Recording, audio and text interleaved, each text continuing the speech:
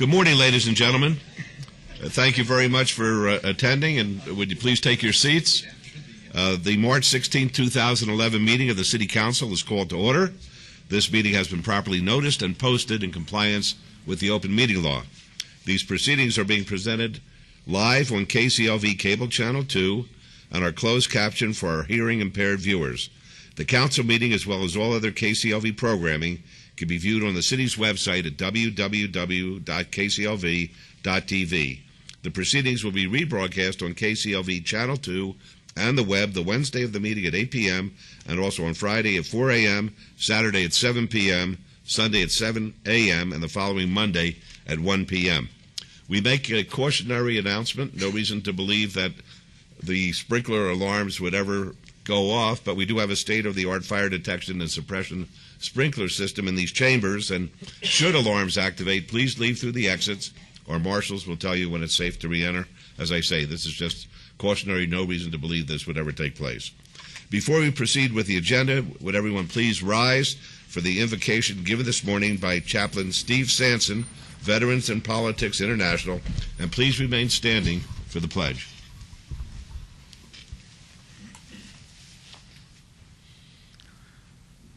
Thank you, Lord, for the men and women of our armed forces. Protect them as they protect us. Defend them as they defend us. Encourage and strengthen their spirit, soul, and body in the execution of their duties and responsibilities. May they be mentally and physically strong when required to face the challenges of combat. Undergird them with your Holy Spirit and might when they are called upon to endure the hardships of battle. Lord, let's pray for our brothers and sisters in Japan that have faced a natural disaster. Let's also pray for our brothers and sisters in the Middle East. May democracy and freedom be laid upon all of your people. Lord, help us to realize the only way we can resolve our issues as a nation and state and city is to unite. Lord, help our city council unite for the betterment of all of our citizens, and whoever becomes the next mayor of this great city, may they be as energetic and determined as our current mayor. Amen. Thank you. I pledge allegiance to the flag of the United States of America and to the republic for which it stands, one nation, under God, indivisible, with liberty and justice for all.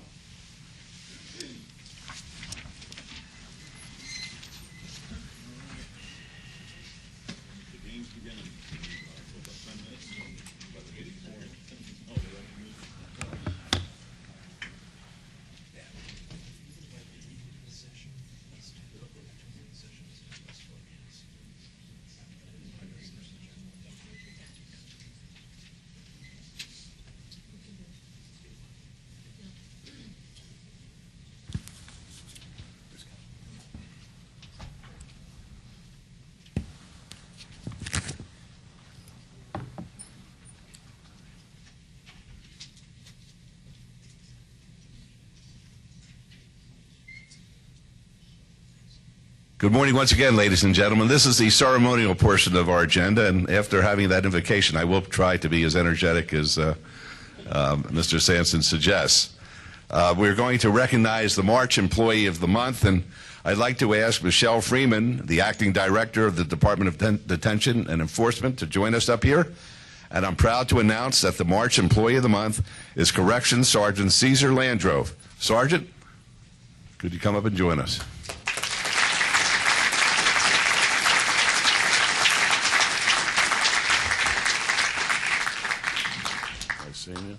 Congratulations. That's great. Caesar has been with the city since January 1999, and he currently serves as the Operations Sergeant for the Department of Detention and Enforcement. Among his many responsibilities is the coordination of staffing for the city jail. By using a systematic approach, Caesar has created a new shift bid and vacation procedure for more than 180 officers. The new system ensures that there are staffing efficiencies by coordinating bid times and eliminating confusion of available shifts and vacation days. In addition to the new staffing system, Caesar also created a new inventory process for inmate uniforms and linens. His forward thinking and initiative reduced uniform and linen losses by more than 60%, and all of these things save our taxpayers money. Caesar brings a positive attitude to work, and his innovations in scheduling have resulted in increased morale in a stressful environment in the city jail. His dedication and commitment to his job are examples to all city employees, as is his willingness to take on any task assigned to him. So on behalf of the entire City Council, I'd like to congratulate you on being named the March 2011 Employee of the Month. And along with this plaque, which is a beautiful plaque, you have received a $100 Visa gift card, compliments of the Federal Credit Union. Have you gotten that yet? Yes, sir. Have you spent it yet? I love 2 games in March Madness. If I give you both of them, you better parlay, okay? It's a long shot. Listen to this, folks. Not anyone would ever predict these two, but I predict that Belmont and Oakland, you probably never even heard of the teams, will cover the spread in the first game. So, are we partners? All right. No, the Mayor Pro Tem wants me to announce my betting record this year, and we're not going to do that. And a donation of $100 will be made to the charity of his choice by Superpoints. So that's terrific. Michelle? Thank you, Mayor. Sergeant Caesar Landrove has been an exemplary employee since he started with the Department of Detention and Enforcement 12 years ago. His innovativeness, his creativity, his self-drive, his highly motivation has just really added to our department. He's been an exceptional employee. He's a positive employee. He's always puts a positive spin on anything that he does. So with that being said, and all of the I lost my train of thought. All of the innovativeness that he has given to us and saved the money. He was fiscally responsible as well as also being efficient. He's done an amazing job, and I really give him all the credit. He is a leader that leads by example, and people actually want to follow him. So I appreciate it. I'm very, very happy and proud to say that you've done a great job your entire employment, and I appreciate it. Thank you, Caesar.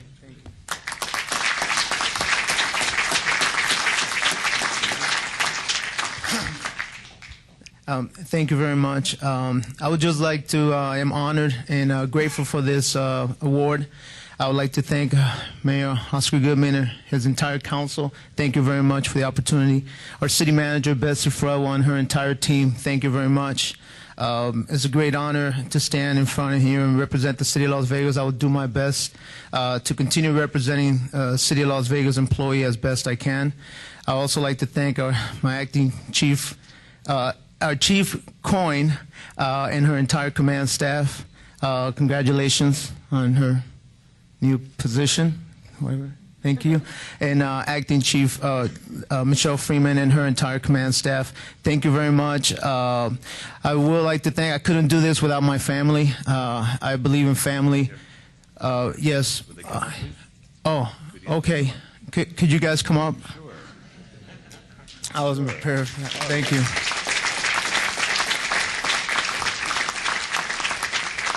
My wife, Cynthia, my daughter, Cassandra, my son, Caesar, and my beautiful grandbaby, she's 3.5 months old, Sophia Isabella. Congratulations. Thank you very much. That's great. Congratulations. Congratulations. So thank you very much. I've been employed for over 12 years, and like I said, I believe in teamwork and detention and enforcement. That is our motto. Teamwork, and I will continue to go out and represent our department and the city of Las Vegas for years to come. I'm going to be here a little longer, at least 15 more. So thank you very much. Thank you, Mayor. Thank you. I think it's great.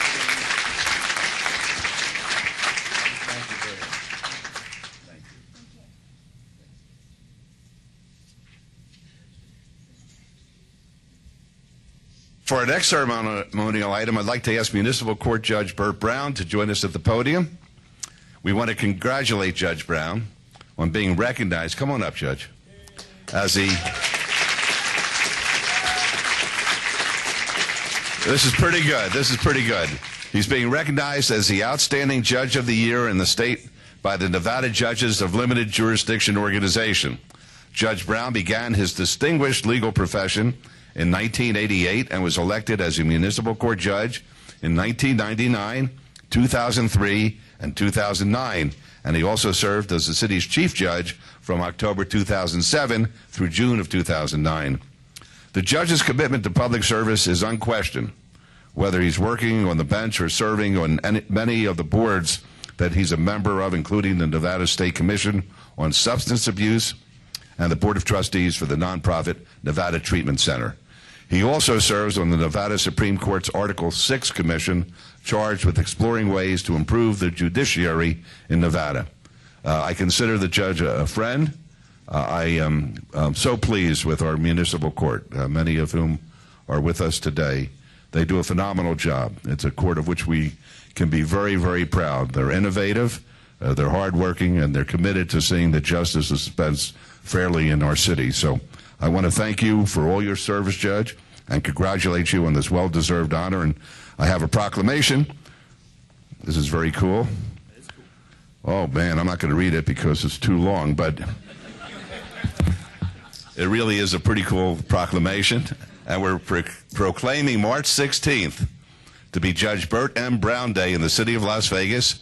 And we ask all citizens to congratulate him on being chosen as the 2011 Judge of the Year by the Nevada Judges of Limited Jurisdiction. Your Honor? Wow. And I can say this.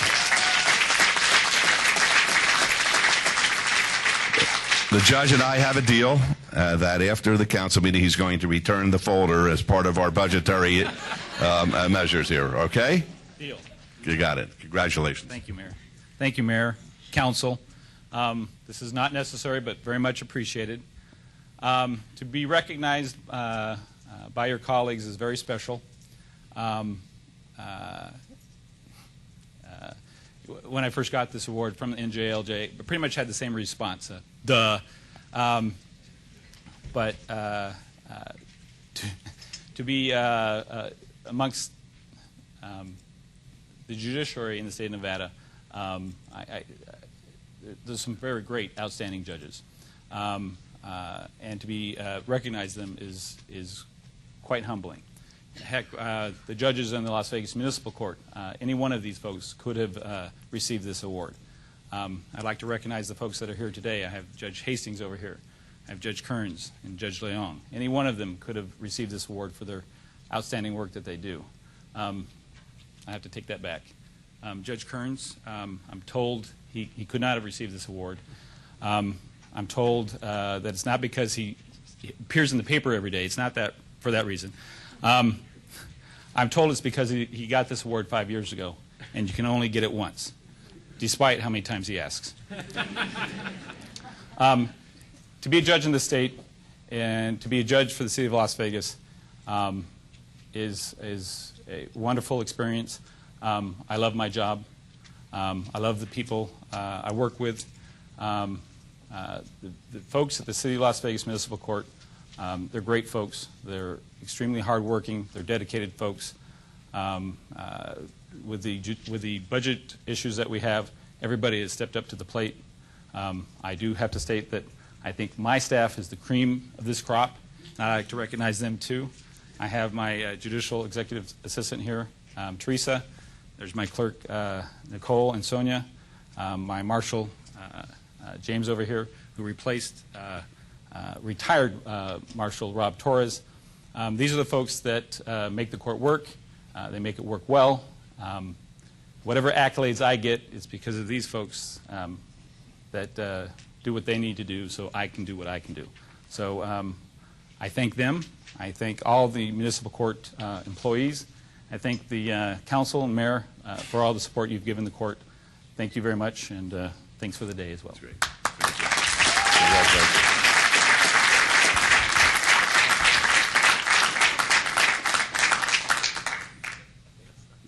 Thank you. For our next item, I'd like to have Dr. Stephanie Wishnev and Dr. Ren Yu Zhang to join us at the podium.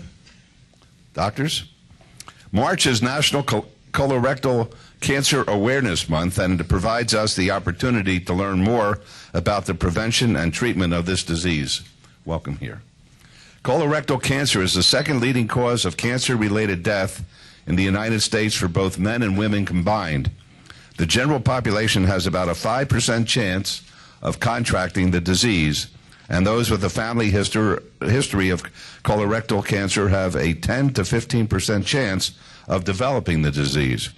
The good news is that colorectal cancer can be cured in up to 90% of the people when it is discovered in its early stages. During this month, we urge people to visit their physicians and get screened for this disease. The doctors who are joining us here today are going to help bring attention to the treatment and prevention of the disease, and I want to thank you all for your work to keep residents of the city of Las Vegas healthy. We know some of your patients, and we are delighted with the miracles that are performed, and where people who were in the saddest of states are now enjoying a healthy life, and it's because of your wonderful work. On behalf of the entire City Council, I want to present the doctors with this proclamation recognizing March as Colorectal Cancer Awareness Month. And doctors, please tell us a little more about the disease, and I want to just tell you this. Unlike Judge Brown, I'm going to let you keep the cover. All right? I'm willing to add to the cost-saving measures as well. You'll return it too? Okay, very good. Thank you, Doctor. March is Colorectal Cancer Awareness Month, and I think given the news in the paper today and the experience that we've all had in Las Vegas, it's very important that we continue to work hard to recognize that colonoscopy is one of the best ways to screen for colon and rectal cancer, to not just find cancers at an early stage so that we can cure them, but to actually prevent them so that people don't require Dr. Zhang and my services. We'd be more than happy to be relegated to deal with hemorrhoids rather than colorectal cancer. There are many, many doctors in Las Vegas and Nevada who use best and safe practices, and we're all trying hard to keep Nevadans safe and healthy and not create more problems and newspaper articles. Colonoscopy can be easy, and we try and make it as easy as we can. It is a safe procedure, and there are, as I said, many professionals in this city ready and willing to help patients keep themselves healthy for successful and long lives. I wanted to introduce my colleague here, Dr. Zhang. Dr. Zhang is new to Las Vegas. We've just brought him here this past year to help us because we don't have enough folks to help take care of the people in Southern Nevada. And I know that the city is working hard with the Cleveland Clinic, with the Lou Ruvo Center, but the Cleveland Clinic is already here because both Dr. Zhang and I have affiliations, past affiliations with the Cleveland Clinic. Wonderful. So we're working hard to bring well-trained, qualified, and safe physicians to Southern Nevada to help keep us all safe. And again, colorectal cancer, second leading cause of cancer, men and women. Everybody needs to be screened at age 50. All right, thank you so much, Doctor. Dr. Zhang, would you like to be? No. Welcome to Las Vegas. Welcome here. That's great. Thank you very much. Thank you. And hopefully all the council members have had their screenings when appropriate. I'm going to put everyone under oath now. For our next item, I'd like to invite the city's Building and Safety Director, Chris Knight, to join us at the podium. This item has kind of become an annual tradition for us, and we want to thank the International Code Council of Southern Nevada for its continued generosity. Chris, why don't you tell us about this partnership and the presentation by the International Code Council that we have for the city? Thank you, Mayor and members of the council. I'm here on behalf of the Southern Nevada chapter of the International Code Council, and each year the International Code Council has opted to provide a check of $1,500 to all the jurisdictions in Southern Nevada for swimming lessons for toddlers 0 to 4 years of age. The largest number of drowning deaths across the country occur in that toddler age. The Southern Nevada chapter, which is made up of all the building officials of the local jurisdictions and made up of private sector consultants, developers, and our partners in the building trades, has chosen to do something about childhood drownings. It is recognized by the American Medical Association that if a child gets formal swimming lessons, a toddler does, the chances of them not drowning are increased by 88%. So we think that's a good measure for us to help in prevention of deaths in families with children. About 8 toddlers a year drowned in southern Nevada, and over a 5-year period, that's an entire classroom of children that we lose, that we would prefer not to. And it's something that the chapter feels very strongly about: safety through codes, safety through our building code, and safety through this grant program. Thank you very much. Thanks, Chris. Appreciate it. Thank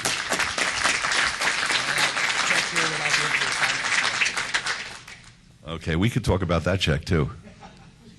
Okay. Yes, Chris? Councilman Barlow was interested in finding out how families would know how to contact the agency in order to have these swimming lessons. The revenues go to our Leisure Services Department, and through the Leisure Services Department and the programs that they offer for swimming lessons, you can sign up and get your toddler available. And thank you, Councilman, for that clarification. Okay, thank you. Okay, for our next item, Mayor Pro Tem Reese will recognize the efforts of a special group of volunteers in Ward 3. Mayor Pro Tem. Thank you, Your Honor. At this time, I'd like to thank the Home Depot volunteers for their time, effort, and supplies, which provided to a new community center in Ward 3. I think we got some film to show here, Dave.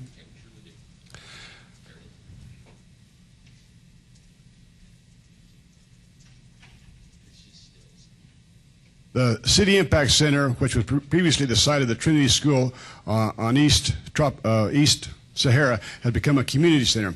This site was brought to the attention of Home Depot by a member of the Southern Nevada Hispanic Employment Program, which happens to be one of our own city employees, Melly Polito.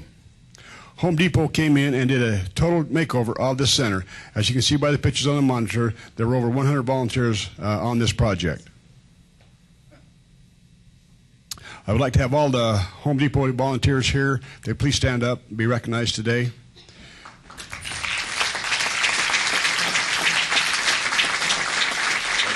Yes.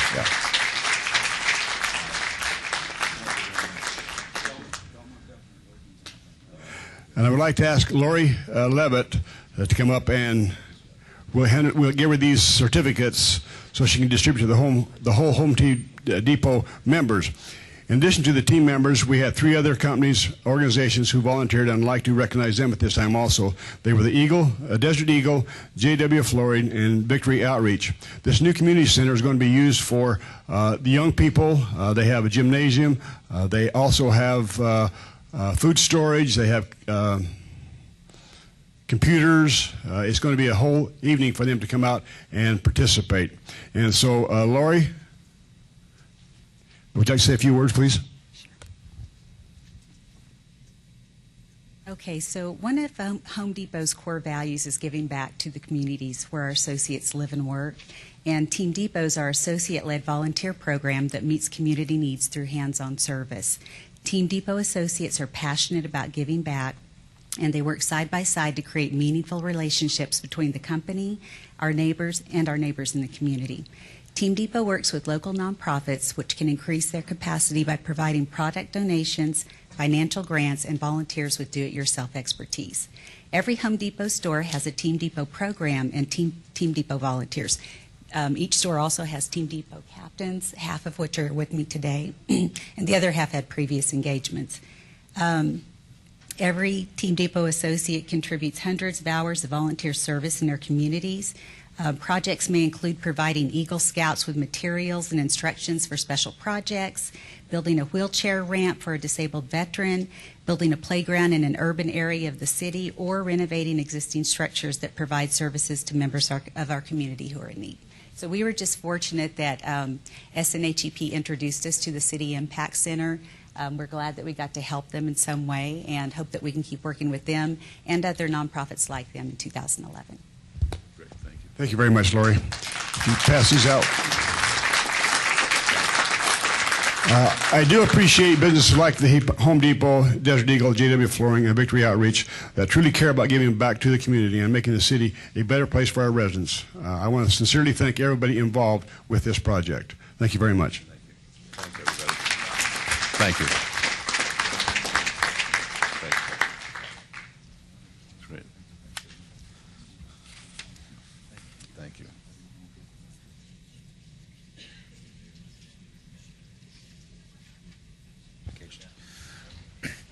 One of the other things that the Mayor Pro Tem didn't mention, the City Impact Center, one of the other things that they do in the center, they actually have a free medical center where they provide free medical care to local residents who may be out of work, who don't have any insurance. The only requirement that they have is that they don't have insurance. They provide medical, they provide medications, and they're also in the process right now of coming up with a dental center. UNLV donated a couple of dental chairs to them. They have a couple of local dentists who've actually come out and are going to provide free services for them for dental care as well. Thank you, Rufus. Thank you. Thank you. Great. Now, for our final item, Councilman Barlow is going to recognize a longtime member of the Las Vegas community. Councilman. Thank you, Mayor. Good morning, everyone. Good morning, everyone. Okay, I thought I was out here by myself. Today I have the distinct honor of recognizing a young man who has been in the Las Vegas community for quite some time. And at this moment, I would like to ask that my dear friend, D.C. Ryder, please come forward. And also your family, come and stand with you, too. I think this would be a great opportunity. If your family are here, please come and stand with your family member. How you doing this morning? Come on, I want you to stand right here. No, just turn around, right here. Bend down a little bit. Bend down a little bit. Okay. Ladies and gentlemen, I would like to take this time to recognize D.C. Ryder as he celebrates his 70th birthday. So happy birthday to you. You don't look 70. All right, another story. Okay, all right. On March 27th, 2011 is his birthday, and his retirement from over 40 years of service to the music and radio broadcasting industry. D.C. Ryder's radio career began in Providence, Rhode Island, which I didn't know, where he was an employee of a record store company. The store owner decided to sell the business, and D.C. Ryder was interested in purchasing it. He imposed upon his friends and family to borrow money in order that he could obtain ownership of a business in an industry that was so dear to him. After making the purchase, he was unable to afford the necessary advertising. In an effort to save his business, he contacted the local radio station, WICE Radio, where he pitched an idea to feature an all-soul radio program. In exchange for the free advertising, he provided soul records to the station. He also served as a consultant to the DJ who played his records. One day, the DJ was absent, and D.C. Ryder was put to the test solely hosting the radio show by himself. He made a great impression on the station's management team and was offered an opportunity to host his own radio show. This was an unbelievable offer, as it was common practice that then DJs had to have at least 4 to 5 years of experience prior to being hired on as to host their own radio show. D.C. Ryder created a host of radio programs during his tenure entitled Soul Groove, and he was known to his radio audience as the Little Groove Maker. His show was successful, and he attracted a huge, diverse radio audience. D.C. Ryder later relocated to Las Vegas. He was once employed at the historical Moulin Rouge Hotel and Casino as the house DJ and sound and lighting engineer. The Moulin Rouge, which was located in West Las Vegas, was the first desegregated hotel and casino and was popular to African-American entertainers. In 1978, he began his long-standing career with Las Vegas-based Power 88 KCEP 88.1, where he worked on and off for approximately 15 years. D.C. Ryder is a respected businessman and entertainer in the Las Vegas community. He currently has a mobile DJ business and is known around the various music venues throughout the city. He has a strong presence in the community and has touched the lives of many residents through his music and on and off the air personality. Today, ladies and gentlemen, I would like to recognize, along with the mayor and council, and proclaim this day in the city of Las Vegas In great recognition of D.C. Ryder's phenomenal career and contribution to broadcasting and communications, we, the mayor and members of the Las Vegas City Council, would like to encourage all citizens to join with us as we hereby proclaim March 27, 2011 as D.C. Ryder Day in the city of Las Vegas. Congratulations to you. And I would like for you to say a few words, if you will. Is it on? It's on. Thank you, Mayor. I finally come to your house. I've always seen you on the west side, so thank you for coming. Thank you. This is as close as I'm going to get to Jerry Tarkanian. Thank you. I'm so glad I voted for you. I had no idea when I voted for you I'd be here. That means I'll vote for you again. Back in Providence, Rhode Island, I was the little DJ. I was the little groove maker back in little Providence, Rhode Island. I came here to Las Vegas, and I became D.C. Ryder. D.C. Ryder, the most recognizable name and black man on the west side. That's me. I've earned it. I got a birthday coming up. I'm going to be 70, and we're going to have the party at 7 C's. And, of course, I'm going to pass the microphone over to my daughter, Ballin' D from KCP Radio. She is now a DJ. Give her a hand. Give her a hand. Get used to it. One of the trademarks that I'm going to have, because I'm D.C. Ryder, was serving peanut butter and jelly sandwiches with red Kool-Aid. And you're all invited to come on to the party. Thank you so much. Well, yeah. Cocktails. All right. Cocktails. Thank you, Mayor. That's my mayor. Thank you so much. I'm proud to have this honor. I had no idea that I was just a DJ going to be representing so many people of my color. And I'm wearing it proudly. Don't make me cry. But thank you so much. I could go on and on, but I'm going to show this off. Get this picture because I'm putting it on Facebook.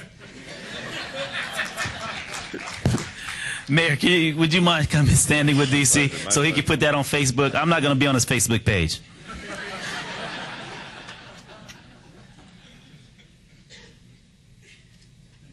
And D.C., thank you so very much for all that you've done for all the young people throughout the valley that really have enjoyed what you've been able to do in music, in the entertainment industry. Thank you so very much, man, and God bless you, and happy birthday to you. Thank you. Thank you. Thanks for joining us. Thank you, Mayor. Thank you. That's it. Okay, thanks, guys.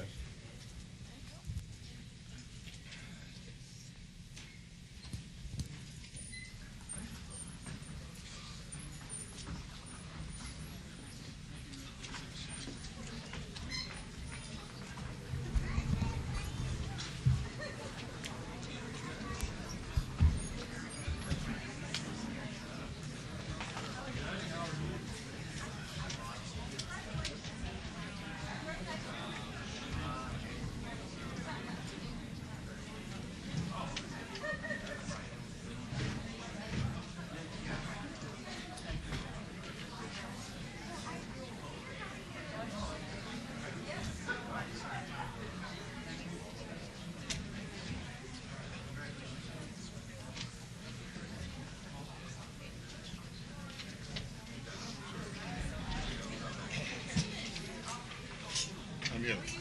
Councilman. I'm okay. Thank you. I'm okay. You all right? I'll tell you the whole story later. Where's my book?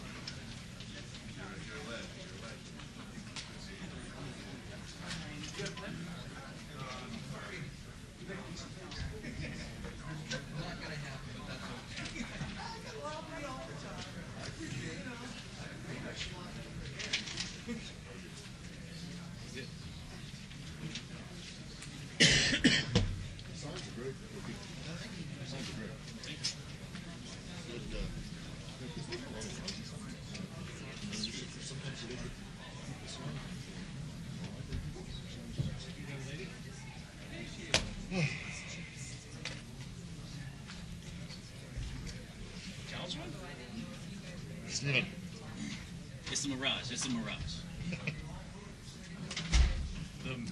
He must be heavily medicated. There's a story behind this. I'm okay. Well, we were prepared, sir. I understand. Thank you.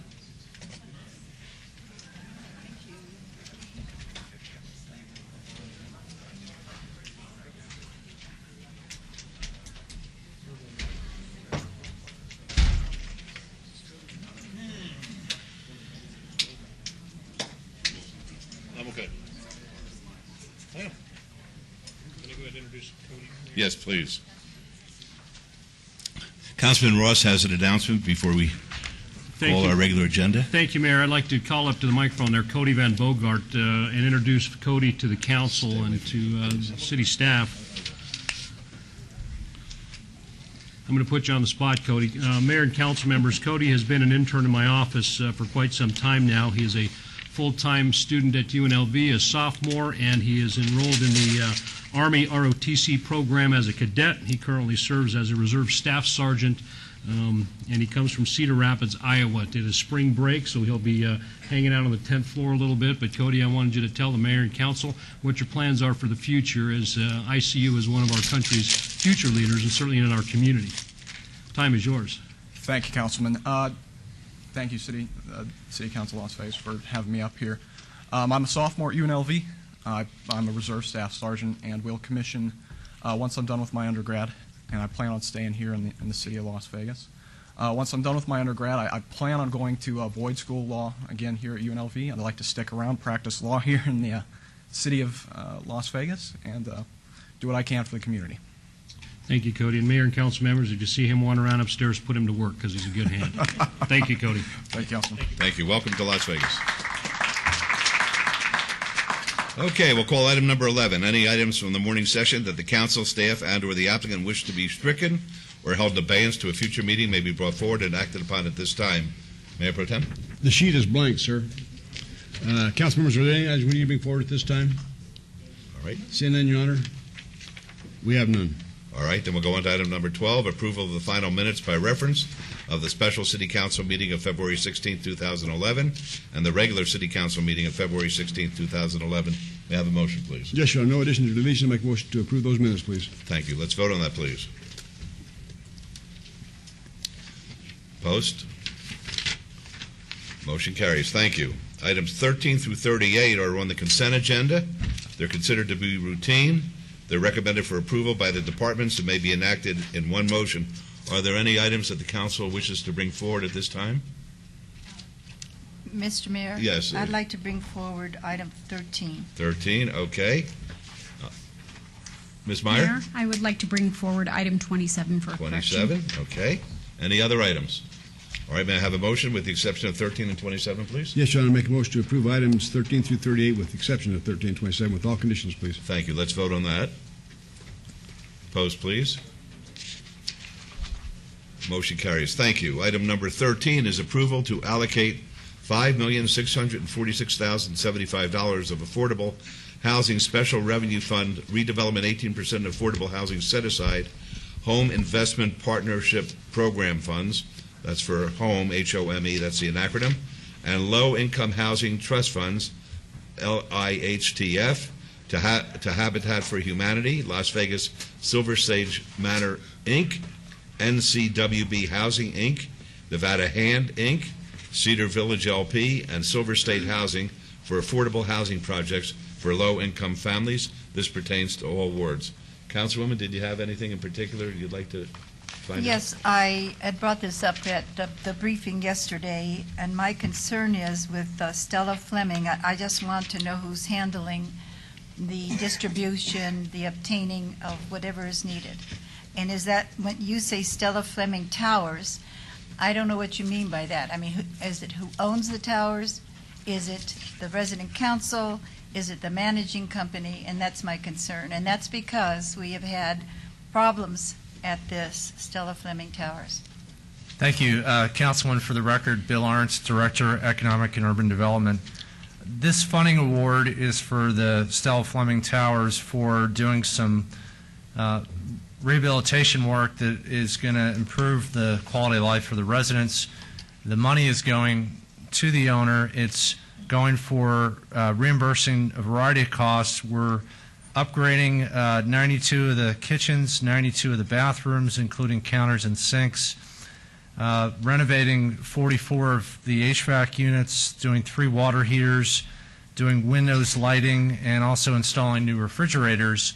A lot of that work is for energy efficiency, which will lower utility bills for the residents. So the money is going to the owner to benefit the property. And who is the owner? The owner is NCWB Housing, Inc.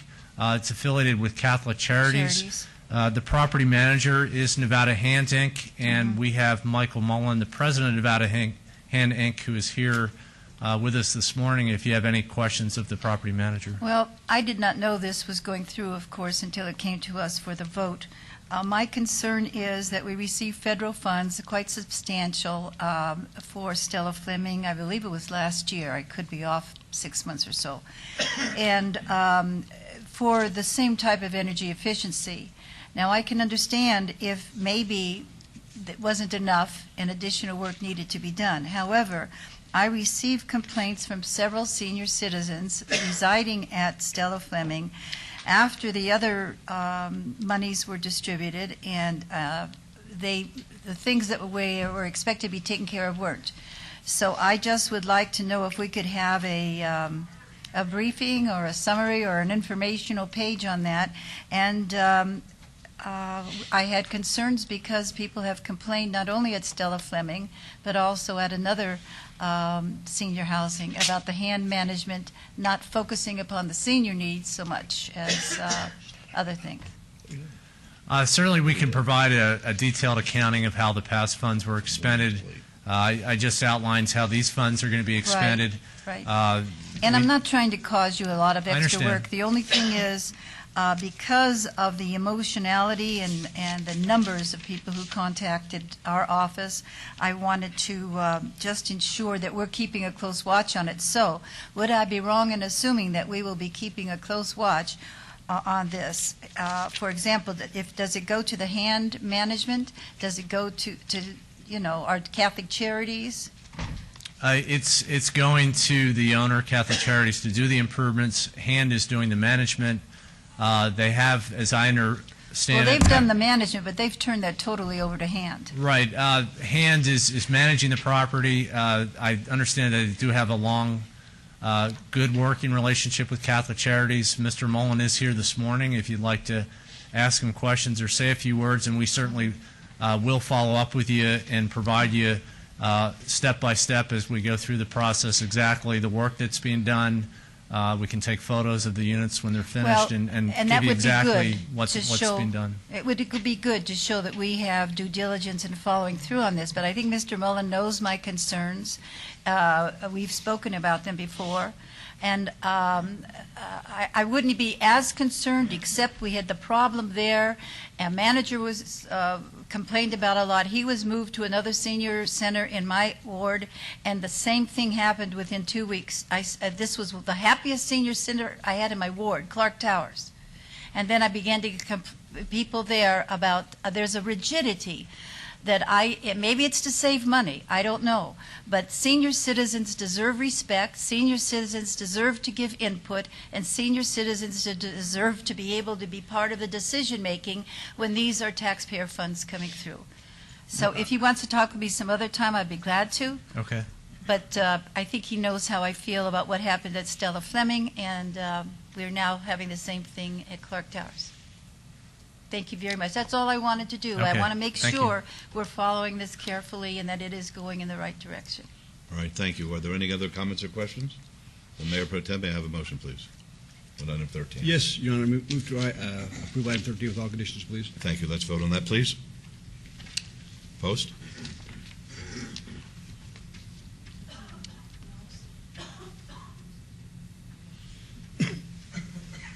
Motion carries. Thank you. Thank you, Mr. Arndt. Item 27, approval of an extension of a temporary beer wine cooler on-sale license for Pratchatuch LLC, doing business as Weira Thai Restaurant at 3839 West Sahara Avenue in Suite 9. This is in Ward 1. Mayor and members of council, Carol Meyer, Business Licensing Division. I just need to correct the language on this agenda item. It should read approval of an extension of a temporary beer wine cooler on-sale license for a change of ownership and a change of business name from Jack Young LLC, doing business as Royal Thai, to Pratchatuch LLC, doing business as Weira Thai Restaurant. All right, thank you. With that explanation, Councilwoman, do you have a motion? I move to approve. Thank you. Let's vote, please. Post.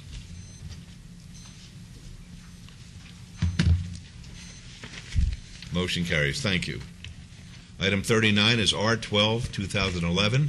Discussion and possible action regarding a resolution consenting to the undertakings of the City of Las Vegas Redevelopment Agency in connection with the Commercial Visual Improvement Program agreement between the RDA and Fremont Place LLC located at 228 North Las Vegas Boulevard to be in compliance with and the furtherance of the goals and objectives of the RDA. This item is related to the RDA item number 4 heard earlier this morning. It's in Ward 5. Mr. Arndt. Thank you. This item was heard this morning. This is part of our VIP program. You see a picture on the overhead. We're putting in money for the exterior for repairing the stucco, landscaping, as well as neon signage. You see the before photos here, and then you see the after. There also is a related item on this afternoon's council for a special use permit. This is specifically just for putting the money into the improvements, and staff recommends approval. All right, any questions of Mr. Arndt? All right, hearing none, may I have a motion, Councilman Barlow? Yes, Mayor. Prior to the motion, Bill, do we have a landscaping plan? Has a landscaping plan been submitted to planning that you know of? Because that's something I haven't seen, and that's something that I'm very concerned about. I want to make sure that the landscaping plan is something that is good. Not to my knowledge, but I will check with planning. And part of our award is for landscaping, so we certainly will. I see Flynn is here. Flynn, if you can come forward, if you can shed some light on this, because I want to make sure that the landscaping is in accordance with the beautiful landscaping that we have coming down the center of Las Vegas Boulevard. Mayor and members of council, Flynn Fagg with the Planning Department. As you're aware, we do have item number 77 on the agenda this afternoon relative to a special use permit for alcohol sales.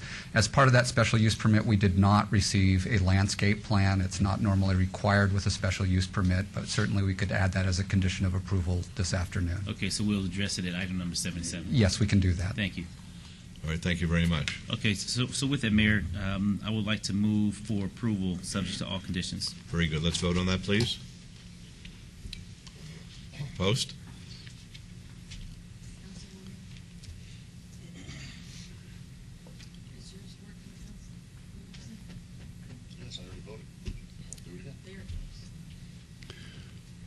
Motion carries. Thank you. Thank you, Mr. Arndt. Your Honor, at this time, I'd like to recall item number 27, please. All right, item number 27 is For reconsideration. Thank you. Item 27 is approval of an extension of a temporary beer, wine cooler on sale license, and that's all I'm going to say because I don't want to compound the error here. Yeah. What I would like to do is just ask the council to rescind the vote on this item. When the correction was made, it added a change of name in addition to an approval of the license. We're not agended for change of name, so it asks that you rescind it and then take another vote to strike it, and we'll bring it back at the next meeting with both items combined. That'd be my motion, Your Honor. All right, let's vote on that, please. Post. Motion carries. Is that satisfactory? Do we need a motion to strike now, too? A motion to strike as well. I'd make a motion to strike this item 27, please. Very good. Let's vote, please. Take your time.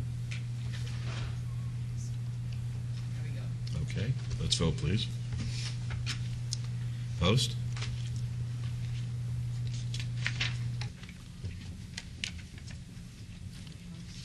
It did not post yet.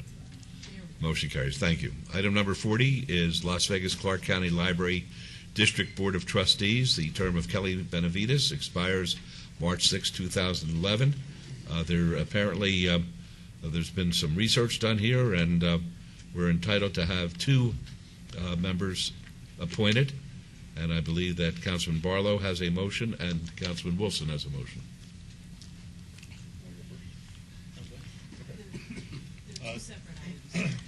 Oh, they're 2 separate items? We have to take, because one was in abeyance. Oh, okay, fine. Then we'll go with the Kelly Benavides issue. Thank you. Wilson. Thank you, Mayor. Good morning. Good morning, Kelly. Good morning. I am prepared to recommend that you be reappointed. It's my understanding you are now serving as the vice chair. I've heard you're doing great things and you have some projects you want to see through to completion. Is that right? I do, and due to Mr. Aguirre's leaving the board, that would step me up to the chair. Oh, wow. So this is really important what we're doing today. Yes. We are considering reappointing you, and then you would be the chair. Correct. Mayor, with your permission, may I ask Kelly in about 30 seconds to tell the audience what the Library District Board of Trustees does? Sure.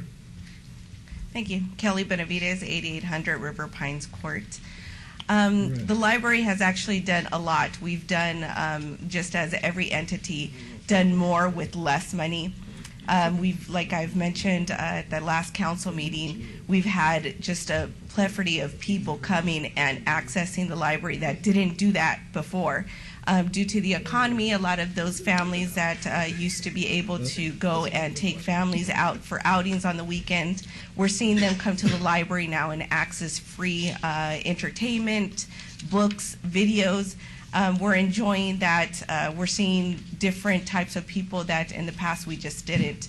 Unfortunately, we did have to reduce our hours, and that was a very difficult decision for the board.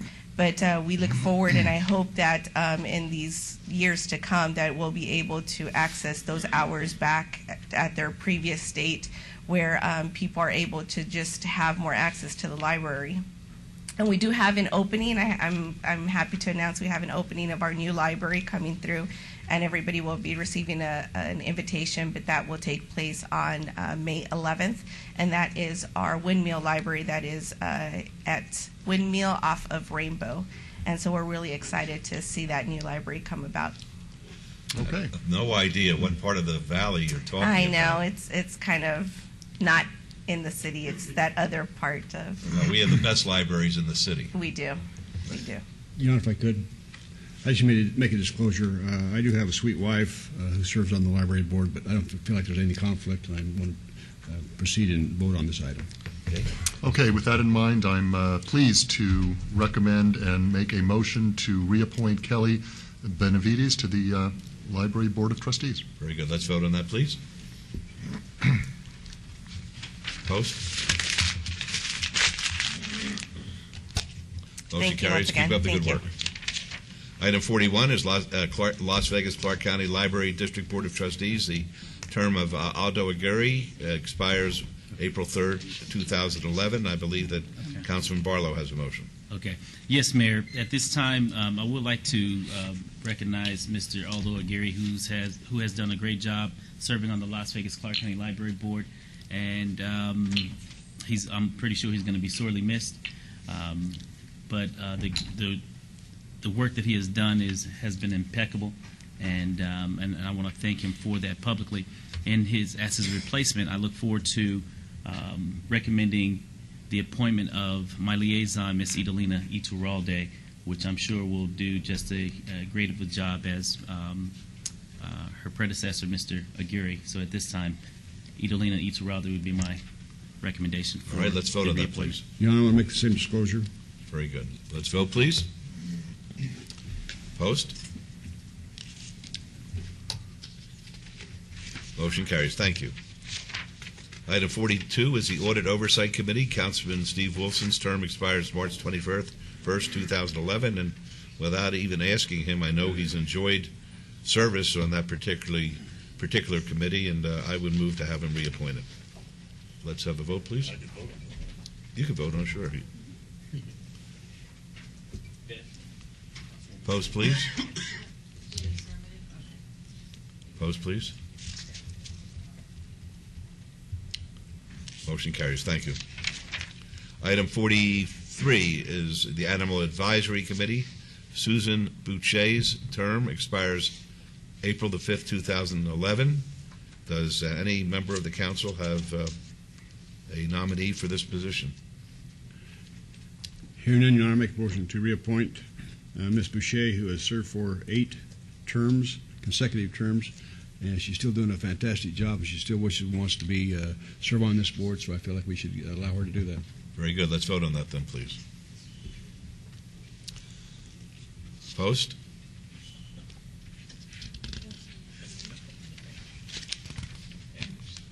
Motion carries. Thank you. Item 44 is discussion and possible action on the appointment and reappointment of members of the Neighborhood Partners Fund Board for fiscal year 2012. The appointments, the mayor's designee is Greg Toussaint. Ward 1 staff designee is Kimberly Reed. Neighborhood Representative Renee Rampton.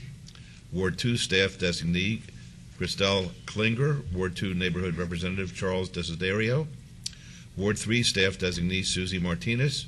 Ward 3 Neighborhood Representative Mike Brown Castero. Ward 4 Staff Designee Anthony Ruggiero. Ward 4 Neighborhood Representative Tony Guerrero. Ward 5 Staff Designee Idolina Iturralde. Ward 5 Neighborhood Representative A.J. Powell. Ward 6 Staff Designee Michelle Thaxton. Ward 6 Neighborhood Representative Jerry Green. I would move that these folks all be appointed to serve in those capacities. Let's vote, please. Opposed?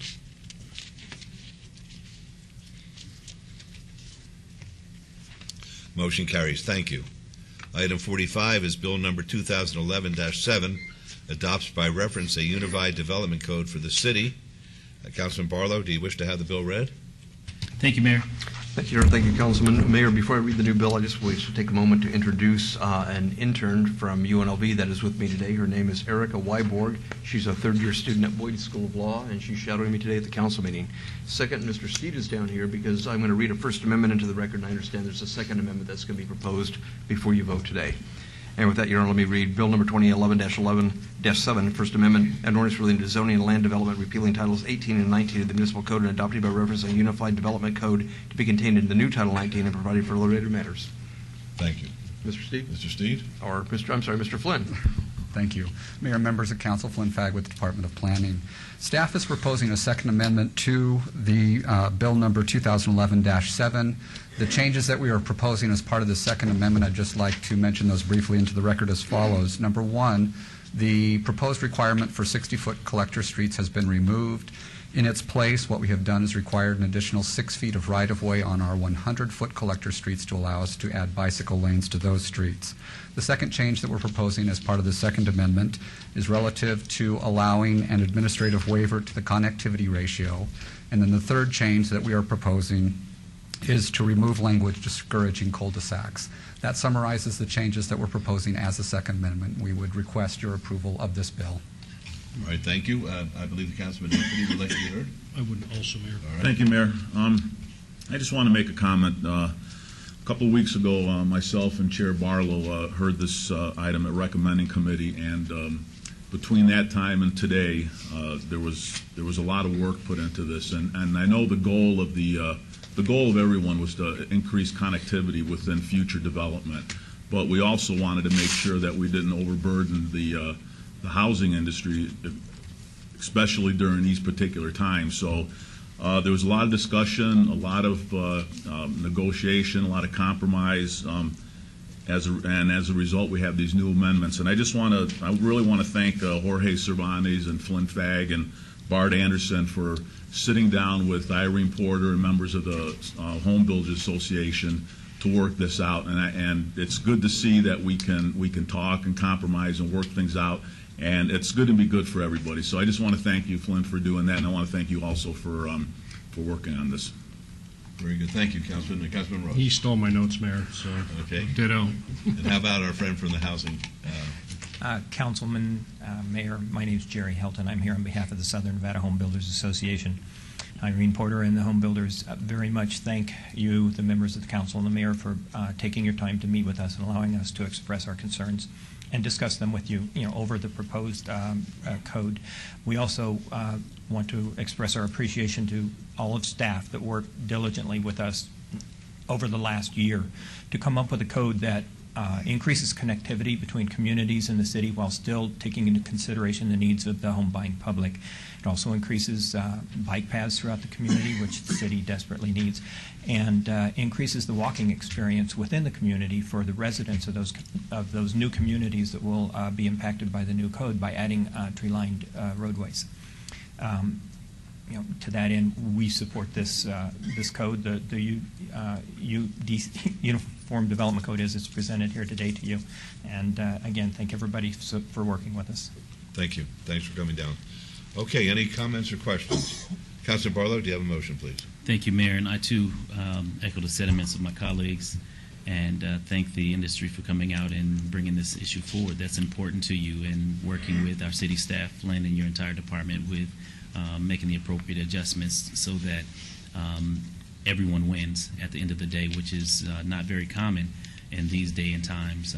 There always has to be a winner and a loser, but I believe in this situation, both parties will walk away as winners. So thank you so very much for working together to make this happen. So with that, I would like to move for approval of this item subject to all conditions. Thank you. Let's vote on that, please. Post. Motion carries. Thank you. Item 46 is Bill number 2011-8, amends the zoning provisions governing the computation of time to treat days that the city's offices are officially closed to the public, the same as Saturdays, Sundays, and holidays. Councilman Barlow, do you wish to have this read? Yes, Mayor. Please. Thank you, Councilman. Bill number 2011-8, in order to amend the zoning provisions governing the computation of time to treat the days that the city's offices are officially closed to the public, the same as Saturdays, Sundays, and holidays, and to provide for related matters. And Councilman, your motion, please. Right, and prior to the motion, Mayor, I would like to ask that, Brad, if you just please, in a summary, express to the viewers what this actually means. There are a lot of things in our code that are triggered by working days. So we'll say 3 working days from this particular timeline to appeal a decision by the council, so many working days from a filing for an election to withdraw your name. So many things in our code are triggered by the term working days. Since our work week is now shorter by 1, we are making Friday a non-working day, so we're making it clear to everybody that we are no longer counting Friday as a working day. And it's kind of a universal search and replace throughout the entire code.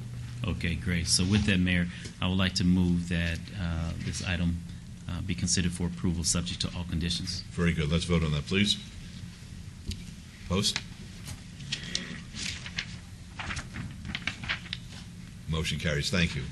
Item 47 is Bill number 2011-9, adds a number of specific licensing categories to the city's business licensing regulations. Councilman, we'd like to have Mr. Chervick read it. Yes. Good. Thank you, Councilman. Bill number 2011-9, in order to add a number of specific licensing categories to the city's licensing regulations and to provide for other related matters. All right, and your motion, Councilman? Yes, I would like to move to follow, well, I would like to move for approval subject to all conditions. Thank you. Let's vote on that, please. Post. Motion carries. Thank you. Item 48 is items 48 through 55, bills 2011-10 through 2011-17 are eligible for adoption at a later meeting, so we're going to move on to the new bills. Item 56, bill number 2011, will be heard at the recommending committee meeting on Tuesday, April 19, 2011. Mr. Chervick, would you read that, please? I'll be happy to, Your Honor. Bill number 2011-18, in order to make minor adjustments to the licensing and zoning treatment of beer, wine, cooler, cultural establishments, and to provide for other related matters. Thank you. Councilman Barlow, will you be available on April 19th? Yes. Good. Councilman Anthony, will you be available? Yes. Very good. Then you'll be assigned this bill. And now we'll move on to item number 57. 57 is to go into closed session to discuss labor issues. May I have a motion, please, to go into closed session? So moved, Your Honor. All right, let's vote on that, please.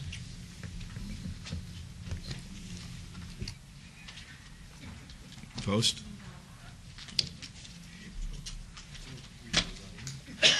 Motion carries. All right, following the closed-door session, the council meeting will be in recess until 1 p.m. That's 1 p.m.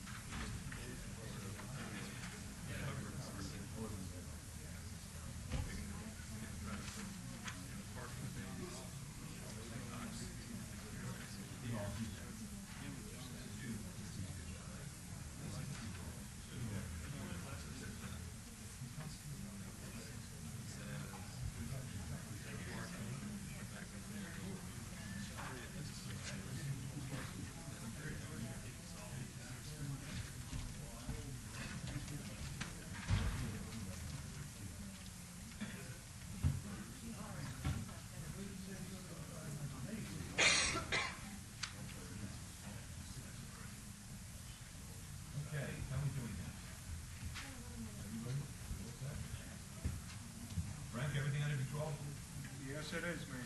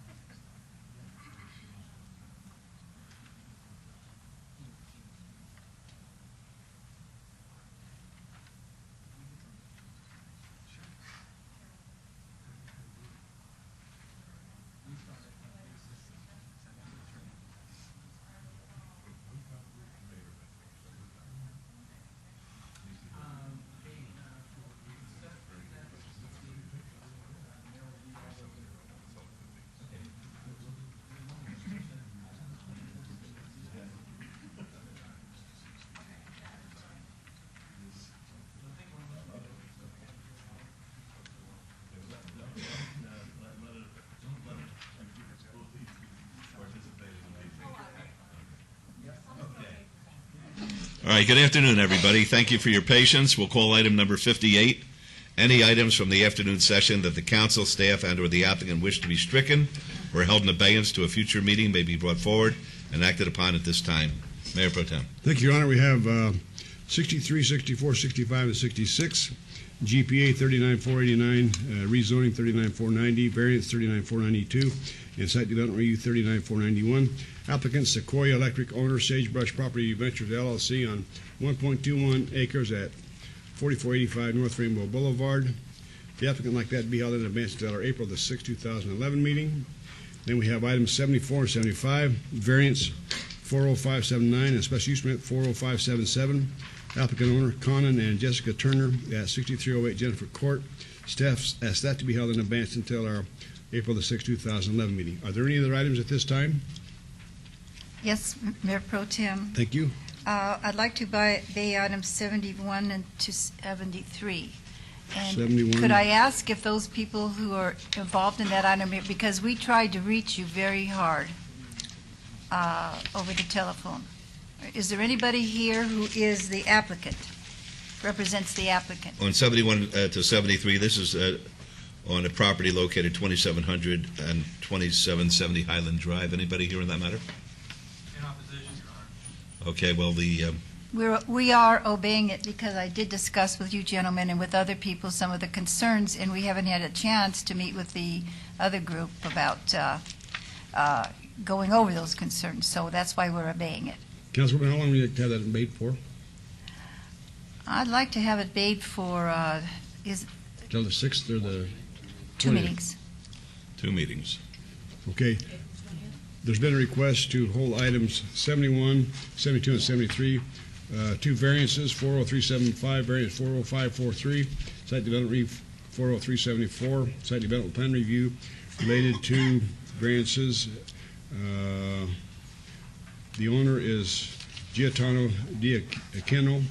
Request for site development plan review to convert an existing warehouse into a 45,398 square foot wholesale showroom facility with a waiver to allow no perimeter landscape buffer where 8 feet is required.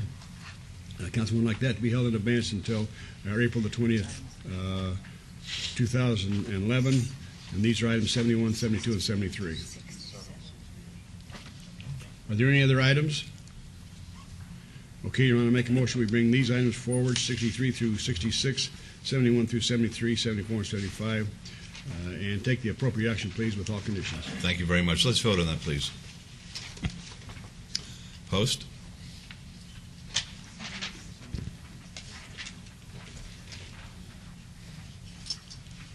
Motion carries. Thank you. Items 59 through 62 may be considered in one motion, one vote. They are considered routine, non-public, and public hearing items with no condition changes. Any person representing an application or a member of the public or a member of the council not in agreement with the conditions and all standard conditions for the application recommended by staff should request to have that item removed from the portion of the agenda. Item 59 is ZON-40469.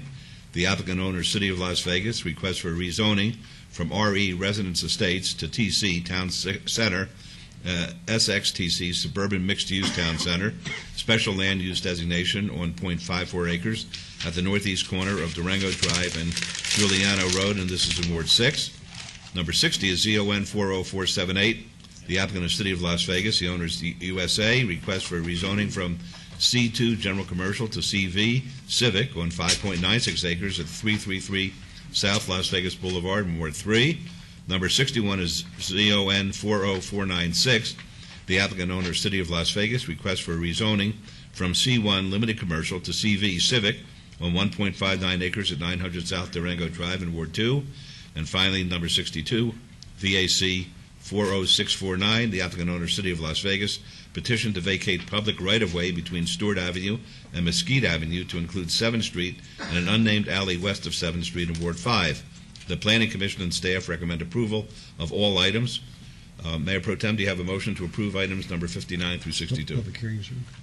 Yes, it is subject to public hearing. If any member of the public would like to be heard. Thank you for doing that. Thank you, Mayor Pro Tem. I want to congratulate you for reading it, because it is public, right? Public, and it all seems to belong to the city anyway, and that's even better. Have a good day. All right, would anybody else like to be heard? We'll close the public hearing then. Yes, Your Honor, make a motion to follow Planning Commission and staff's recommendation for approval of these items with all conditions, please. Thank you. Let's vote on that, please. Post.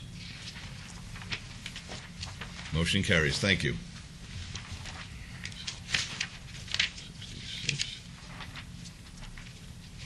Items 67 and 68. 67 is VAR 39433. Request for variance to allow a 65-foot tall off-premise sign where 50 feet is the maximum height allowed. Number 68 is SUP 39432. Request for special use permit for a proposed 65-foot tall, 14-foot by 48-foot off-premise sign. The applicant is Lamar Central Outdoor LLC, and the owner is D&W Inc. The project is located on 14.49 acres at 120 North Jones Boulevard. The Planning Commission recommends approval, and staff recommends denial of both items. These items are in Ward 1 and are public hearings, which I now declare open. Are you representing the applicant? Good afternoon, Mayor. Jennifer Lazovich, 8345 West Sunset Road, here today on behalf of Lamar. Could we trail this item for just a minute? Chris Kempfer is handling this item today. I've just come back from Carson City, so he should be here momentarily. Okay, I'm not doing it for him. I'm doing it for you. Thank you, Mayor. We will trail Appreciate this, that very okay? Thank you. All right, very good. All right, 69 is GPA 4. Let me write that down. 67. GPA 40401, General Plan Amendment, public hearing. The applicant owner, City of Las Vegas, requests to adopt an updated land use element. This is a public hearing. I now declare it open. Mr. Fagg? Mayor, members of Council, Flynn Fagg with the Planning Department. This item is in conjunction with the Unified Development Code that was adopted this morning. Essentially what it does is accommodate the changes that we made in the Unified Development Code, and we would request your approval of this item. Thank you. Are there any questions? All right. This would be the Mayor Pro Tem. Yes, Your Honor. I make a motion to follow Planning Commission and staff's recommendation for approval of this item with all conditions, please. Thank you. Let's vote on that, please. Opposed, please.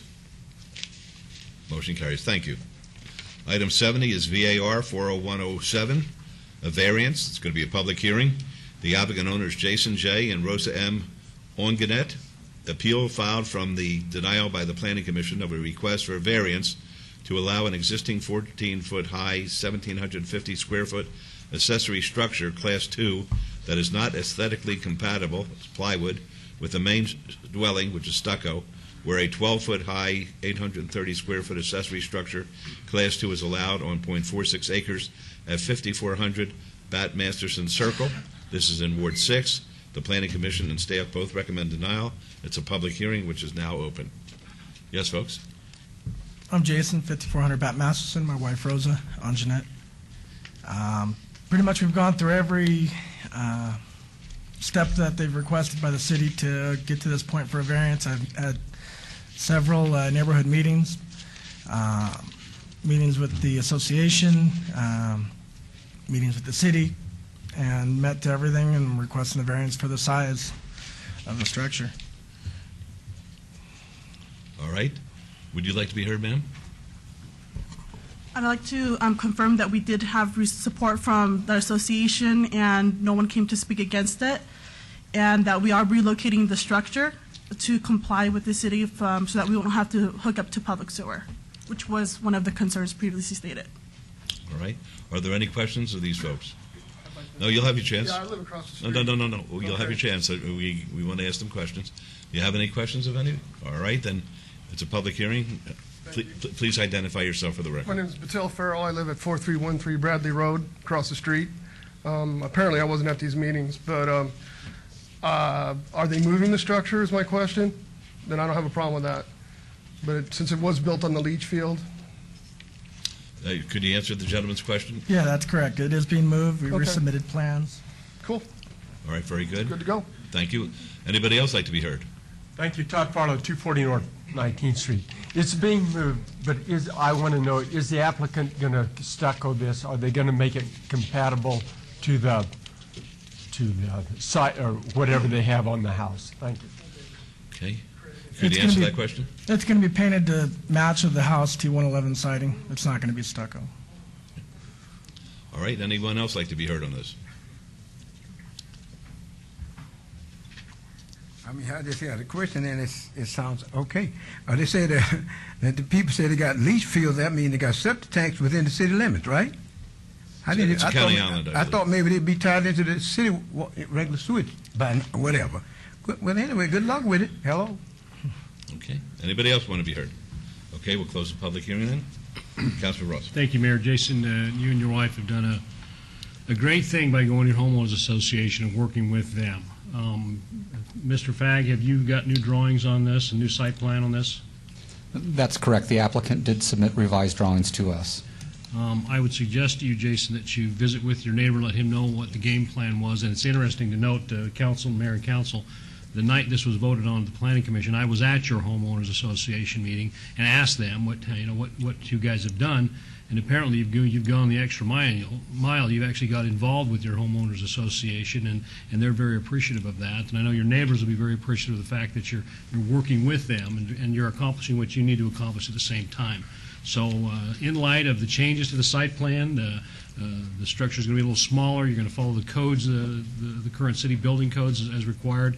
I think you're good to go, and I think your homeowners association did you a great favor, and you too by working with them. So I suggest, depending how this vote goes, certainly share with your neighbor what your plans are, and then he'll have an understanding of it as well. But with that, Your Honor, I'm going to move to approve Agenda Item 70, subject to all conditions. Okay, that's the motion. Let's vote on it. Yes. Just ask a question of Councilman Ross. Does this then, with what he's doing, does that mean we do not need a variance? Mr. Fagg, I still think we need the variance. Yes, a variance is still required for the size and the height of the structure. And as far as the conditions go that are stated on there right now for flood and septic and hooking up to public sewer and all that, is that going to be handled, or what's? Yeah, they'll be subject to the new conditions, Mr. Fagg. Am I correct in regards to that? Yes, they are going to be subject to the conditions that we do have listed in the staff report. And this is Bart Anderson, Public Works. The condition regarding the septic tank is a Public Works condition. What it says is that they need to get authorization from the county health district. They're the ones who regulate septic tank systems. And if they've, by moving this, they are able to show the health district that they're not impacting their septic tank, and the health district agrees, then they will not have to connect to public sewer, but the health district makes that call. You understand that, folks? Yeah. And Mayor, if I may, Jason, are you guys, you're off to Leachville, correct? Correct. You're going to move it over in the other corner of the backyard? It's extremely far from it. Yeah, so. So is the variance still needed then, because of the size you said? That is correct. The variance is still needed. And because that's not compatible with the Correct. the neighborhood? Okay. I need to know. Thank you. Call for the question, Mayor. Okay, there's a motion. Let's vote, please. Votes, please. Motion carries. Good luck, folks. Thank you. Okay. I believe we're up to 76. Ms. Bridges, right? You gotta go back to. I'll call it at the end. 76? All right, 76 is SUP 39963, special use permit, public hearing. The applicant owner is Foster Day, Inc., request for a special use permit to reestablish an abandoned car wash, self-service use with waivers to allow the opening of the wash bays to face public rights-of-way, to allow a 0-foot distance separation from a residential property where a minimum of 200 feet is required, and to allow the use to not be operated in conjunction with another motor vehicle-related use at 7501 Alta Drive. This is in Ward 1. The Planning Commission and staff both recommend approval, subject to conditions. It's a public hearing, which I now declare open. Yes, sir. Roger Foster, 2560 Red Arrow Drive, Las Vegas, Nevada, 89135. I'm in agreement with staff recommendation. I ask for your approval. Thank you. Any questions of Mr. Foster? Folks, public hearing if you'd like to be heard.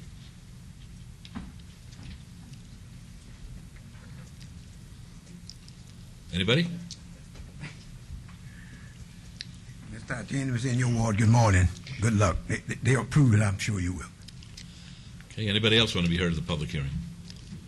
All right, we'll close the public hearing then. Councilwoman Tarkanian. First, I'd like to thank Mr. Foster for going above and beyond the call of duty in what you did in answering questions, problems brought up by neighbors. You took the time, you went out personally and met with them. And then secondarily, where we had problems with the wall before, you said it was too low, and you are making arrangements with the homeowners to raise those walls at your expense, which I think is a marvelous thing to do. And thirdly, when they called you up one night when there was a problem, you came out, and I'm going to tell you, you really impressed them about your caring about this area.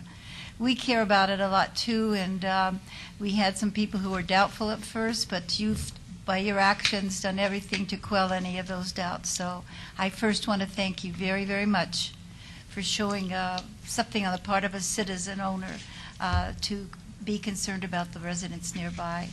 And so I then move to pass item number 76 with all conditions. Okay, that's the motion. Let's vote on it, please.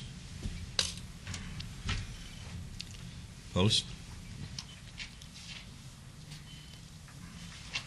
Motion carries. Thank you. Good luck. All right, 77 is SUP 40520, a special use permit. Public hearing. The applicant owner is Fremont Place LLC. Request for a special use permit for a 100 square foot accessory packaged liquor off-sale establishment in conjunction with an existing 3,553 square foot convenience store at 228 North Las Vegas Boulevard. This is in Ward 5. The Planning Commission and staff recommend denial. The Planning Commission recommends denial. The staff recommends approval, subject to conditions. It's a public hearing, which is now declared open. Yes, sir. Good afternoon, Your Honor. Good afternoon, the Councilman. In this item, we have met with Councilman Barlow. We also, prior to that, we met with downtown Las Vegas East, Mr. Mike, Mr. Colwell, and a gentleman from El Cortez. So anyway, the issue was the package liquor license. I think we already agreed that at this time we're going to go with the beer and wine license. So we agreed to that, but Councilman Barlow already has. Okay, I would like to make part of the record a email that was sent to me, amongst others, regarding the matter which you just talked about, and basically they were objecting. The Fremont East Entertainment District was objecting to any kind, including gift bags, of sales of liquor. And they were against sales of single beer, malt liquor, or anything else deemed malt beverage. And they're okay with the sale of 6-packs, 12-packs, and 24, I guess, in a case of beer, and also with the proper sales of wine. So basically, you're agreeing to those terms that they suggested? Yes, sir. Honor. Okay, thank you. Let me make this part of the record then. Thank you. All right, any other questions? It's a public hearing. Would anybody like to be heard? Todd Farlow, 240 North 19th Street. Councilman Barlow, is this the one that you were going to ask about the landscaping? Yes. Thank you. Anybody else like to be heard? Have a good day, Mr. Barlow. Anyone else like to be heard? All right, we'll close the public hearing then. Councilman Barlow. Thank you, Mayor. And thank you so very much for meeting with me on this application. You're welcome. In the midst of a lot of conversations that we've had and a lot of going back and forth on where we're going to land as far as this application is concerned, I do have concerns in regards to singles in the downtown, only based on past history going back to 1999 when my predecessor, now Commissioner Lawrence Weekley, was sitting on the dais, and we had a lot of issues with a lot of the singles that were being sold in the downtown, and we've, in my opinion, done a good job as far as transitioning from the singles being in the downtown to having a very moderately balanced commuter traffic in the downtown that is free and clear of a lot of the trash that unfortunately a lot of our vagrants and loiterers were putting us through at that time. So what I don't want to do is basically go backwards. I'll say on the record that I'm not going to say that we'll never have an opportunity to look at it in the future. But as of today, I would like to move forward with the conditions of the 6-packs at this location, no liquor. But beer and wine is fine as long as it comes in its original package, that you sell it within its original package.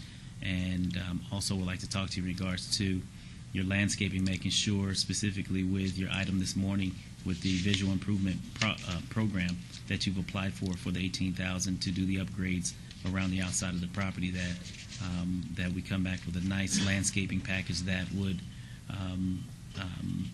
really accent and be very attractive to the Las Vegas Boulevard corridor, specifically with the major developments that we have now coming in the near future. So with that, I do know that my Director of Planning, Mr. Flynn Fagg, if you would place a couple items on the record as far as conditions for this application before I move forward with my recommendation. Certainly. Mr. Mayor, through you to the councilman, I would recommend the changes to the following conditions. Condition number 1, we would revise that to say conformance to all minimum requirements under Las Vegas Municipal Code Title 19.04.010 for a beer, wine, cooler, off-sale establishment use. In addition, I would add the following 2 conditions.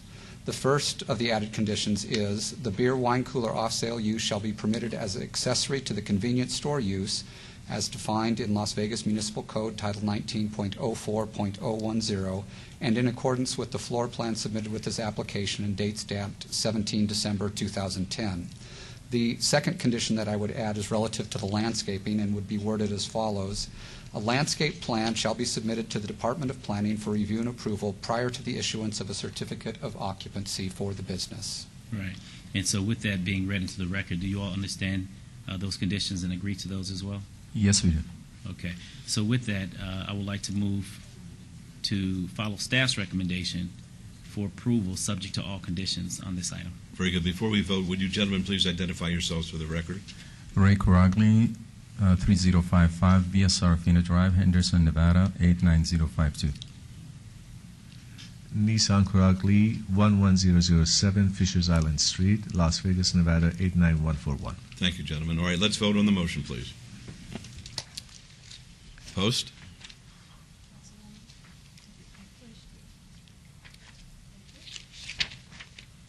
Motion carries. Good luck, gentlemen. Thank you. Thank you. Have a nice afternoon. Mr. Kempfer, we trailed your item. Don't get up. Don't get up. Don't get up. Have a seat. We have a couple of quick items, and then we'll take yours. If nobody's in a big hurry, or any of you in a big hurry. All right. Very good. Okay. Items 78 and 79. 78 is request for special use permit for proposed helipad. Helipad, I guess. Number 79 is SDR 40551. Request for a site development plan for a proposed 33,717 square foot 12-bed expansion and helipad in conjunction with an existing hospital. The applicant owner is Sunrise Mountain View Hospital, Inc. The project is located at 3100 North Tenaya Way. The Planning Commission and staff recommend approval of both items. These items are in Ward 1. They're public hearings, which I now declare open. Gentlemen, please identify yourselves for the record. Brad Lipsy, Little John Engineering, 1935 21st Avenue South, Nashville, Tennessee. Thank you. Joseph Melchiotti, Mountain View Hospital, 11764 Del Sur Avenue, Las Vegas. Fine. Be happy to hear from you, gentlemen. We're just here representing the project and here to answer any questions you may have. Fine. Are there any questions of the gentleman?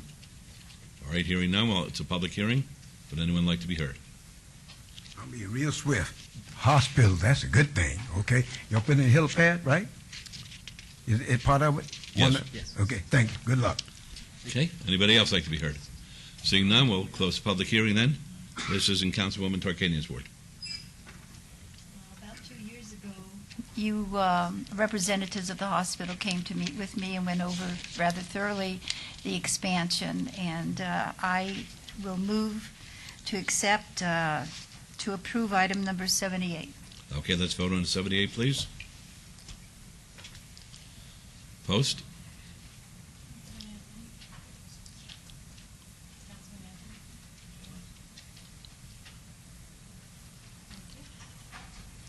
Motion carries. And 79, please.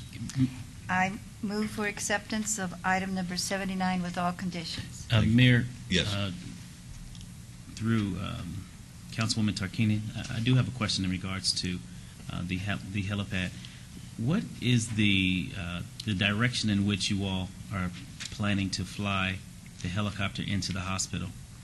Because I know that some residents had concerns in regards to the noise factor coming in over their homes. So, being that you're adjacent to US 95, what is the directional or the pattern in which you all fly in?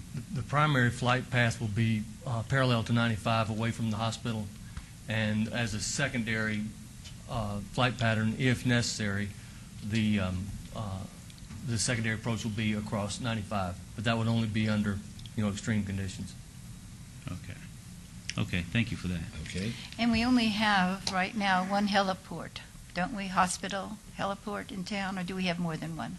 I know the Valley has one. Valley has one. Does anyone else have one? UMC. UMC? Yeah. Well, Valley and UMC are so close. Centennial. I just wanted to say, I think that in this area of the city, it's good to have a heliport there. Thank you. Yes, did we vote? And I already made the motion, did I not? So, Okay. Have we voted on the item? Has the councilwoman made a motion? All right, let's vote, please. This is item 79 No, this is 79, right? 79. Yes. Opposed, please. Motion carries. Good luck, gentlemen. Thank you very much. You're welcome. Okay, 80 is SUP 40575, a special use permit, a public hearing. The applicant is Progressive Choices, Inc., the owner Fisher Brothers, Las Vegas, LLC. Request for a special use permit for proposed 15,669 square foot social service provider at 3010 to 3020 Regal Avenue. This is in Ward 1. The Planning Commission and staff both recommend approval subject to conditions. It's a public hearing which is now declared open. Gentlemen. Good afternoon, Council. Okay, you have to turn the speaker on. It's a little light there. There you go. Oh, thank you. Please identify yourselves. My name is Bob Hogue. I'm a financial manager of Progressive Choices. Michael Hogue, business development director, Progressive Choices. Okay, be happy to help, hear from you fellas. Pardon? I'd be happy to hear from you fellas. Oh, okay. We're expanding our facility at Rigel. We've been in this business since 1997 here in Vegas, and we're combining facilities actually. We're moving north to Las Vegas to Rigel, and we need the space there. What we do there is we have a work program for developmentally disabled people. We train them in jobs, and they're at that site. They do things like sorting cards and packaging them together, and they get shipped out to a business. And they also do dice and some magnetic badge type things. And so it's light kind of manufacturing and training and packaging type thing. Thank you. Are there any questions? All right, it's a public hearing if anyone would like to be heard. One more correction on the helipad. Sunrise over on Maryland got one helipad. Whatever. Okay. Any other? Ms. Tatian, it's been a very busy day for you, and you said approval. Thank you. Mayor Goodman? Yes. Please, with your permission, Councilwoman. Is it Hogue? Is that your Hogue, last name? yes, Hogue. And how many folks do you have coming through your facility or training? Well, right now we have approximately 65 to 70, and we're actually increasing our facility. We're actually bringing some individuals, our person served from Henderson, so that's why we're needing to expand our operation. And you've been in business 13, 14, 15 years? Yeah. Here in Vegas. Okay, we need, and Pahrump. We have also a facility in Pahrump. We need more businesses like yours. Thank you. You perform a very, very valuable service to this community. We So have thank you we have very programs in the community for our people at UNLV and at the airport and for some other sites. So Right. Yeah, they have jobs that they're paid either at minimum wage or above minimum wage. Okay. Well, That's what we strive to do. It's very difficult to do that, though. Thanks for your contributions. Okay, No problem. thank you. Thank you for your time. Wait, we haven't voted yet. Oh, sorry. Has to be a motion. Councilwoman. I also wanted to tell you that the residents in that area appreciate what you're doing. We haven't had one single complaint. You've been there several years now. Yes. And I move to approve with all conditions, and I also appreciate the work you're doing. Oh, thank you very much. Very good. There's a motion. Let's vote on it. Opposed, please.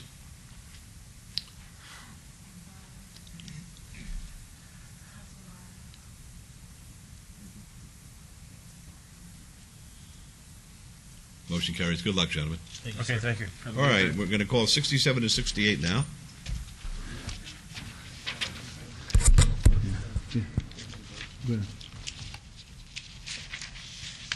67 is VAR 39433, request for variance to allow a 65-foot tall off-premise sign where 50 feet is the maximum height allowed.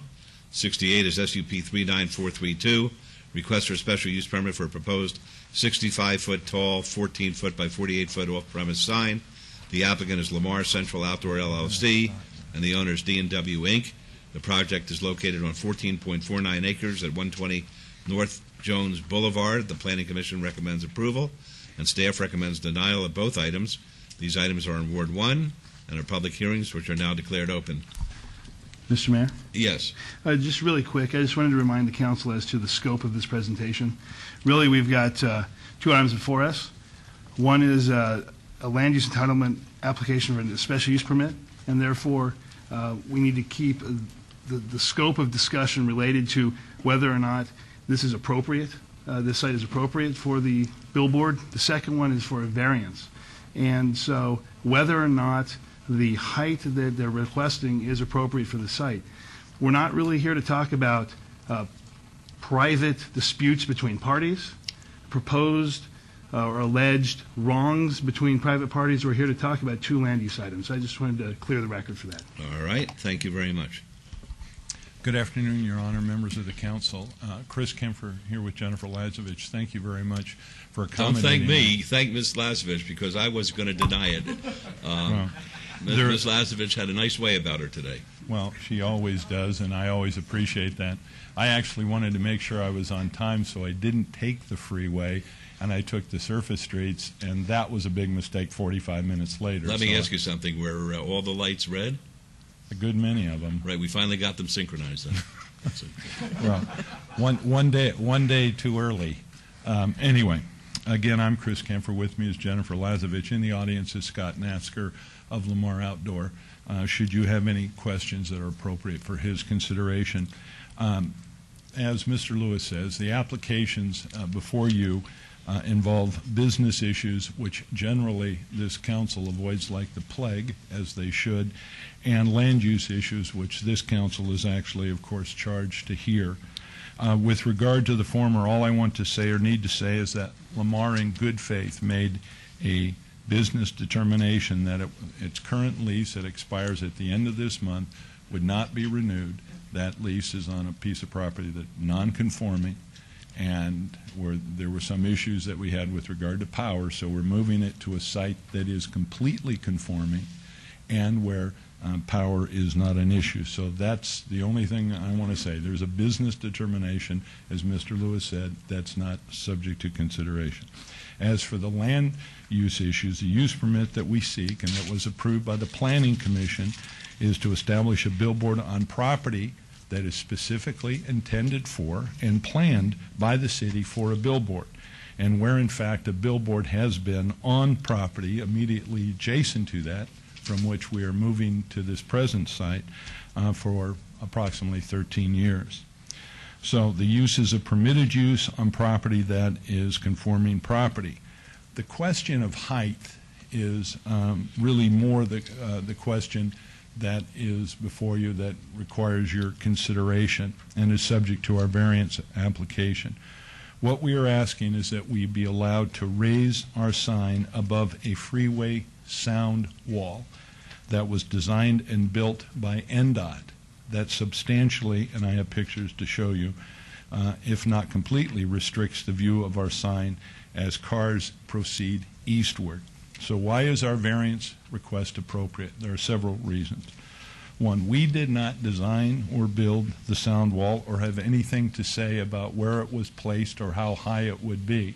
In fact, the owner of the property, as evidenced in a letter I'm going to read, will indicate to you he objected vehemently to the sound wall because it affected substantially the view of his shopping center, and he believes substantially damaged the interest of his shopping center.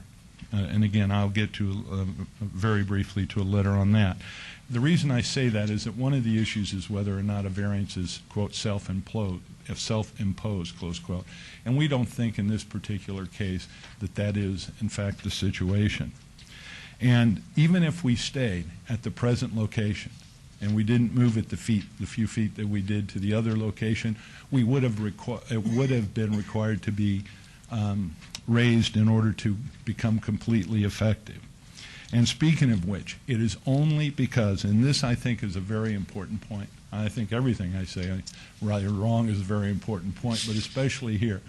If we would have stayed at this location, because it's an existing sign, we would have been allowed to increase the height of that sign above the wall, and staff and the city attorney has confirmed that. Well, staff has not, city attorney has confirmed that we would have been allowed to raise that sign above the wall with an administrative approval. It is only because we've taken the sign now and are relocating it that we actually have to ask for the variance request. That's how essentially routine these issues are when you get to a sound wall. If it's a sound wall, existing sign, and they put up a sound wall, administratively, you go in and they say, we'll allow you to raise your sign above the sound wall. Now, I want to show you some pictures that I think are very probative and important in your determination. This is a picture of the existing site right now coming eastward, and we need to kind of zoom in on that if we can. Wait a second. I don't have a picture, Mr. Kemfer. There we go. Okay. All right. Right now, this is a sign, which, by the way, I'll get to, is going to be removed. It's an on-premise sign. That right there, that little piece of building material that's jutting above the sign wall, that was a picture, or is a picture, of what was the existing sign. That sign was removed because if we wanted to move forward with this application, we had to actually remove that sign, so there was be only one sign up. That's the sign that was removed. As you can see, it is all but obliterated by the wall. Now, if I may interject real quick, Mayor. Yes. Real quick, Mr. Kemfer. Going back to your overhead, can we go back to the overhead? Yes. Can staff go back to the overhead? Yes. The piece of material that you referenced, that was the previous sign prior to it being taken down, correct? Yes, sir. And if in fact you were to raise that sign above the sound wall, how high would you have to raise that sign prior to taking it down in order for it to have a clear view? The 15 feet that I'm about to show you. It's a very good question, and I have pictures to show you how that is.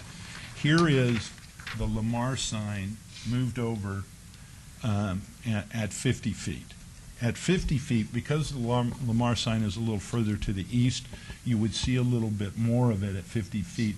But essentially, again, it's useless at 50 feet because you can't see anywhere close to enough of the sign to make it valuable. At 65 feet, what we're asking at 65 feet is right there, which puts the bottom of the sign right at the bottom of the sound wall, which we think is a fair, not just representation, but a fair determination of if you're going to raise a sign over a sign wall, don't raise it any higher than necessary to get the job done. So, granting the variance will allow for the existing sign to be removed. It has been removed. Now, I want to show you one thing, and this is one of the issues that Councilwoman Tarkanian has dealt with, and all of you deal with, is what can be characterized as sign clutter. Now, I don't know if you can see this here, but this, maybe, Jennifer, you can help point to that. There is a sign that's on the premises now. Is that a little clearer picture? A little better. Okay.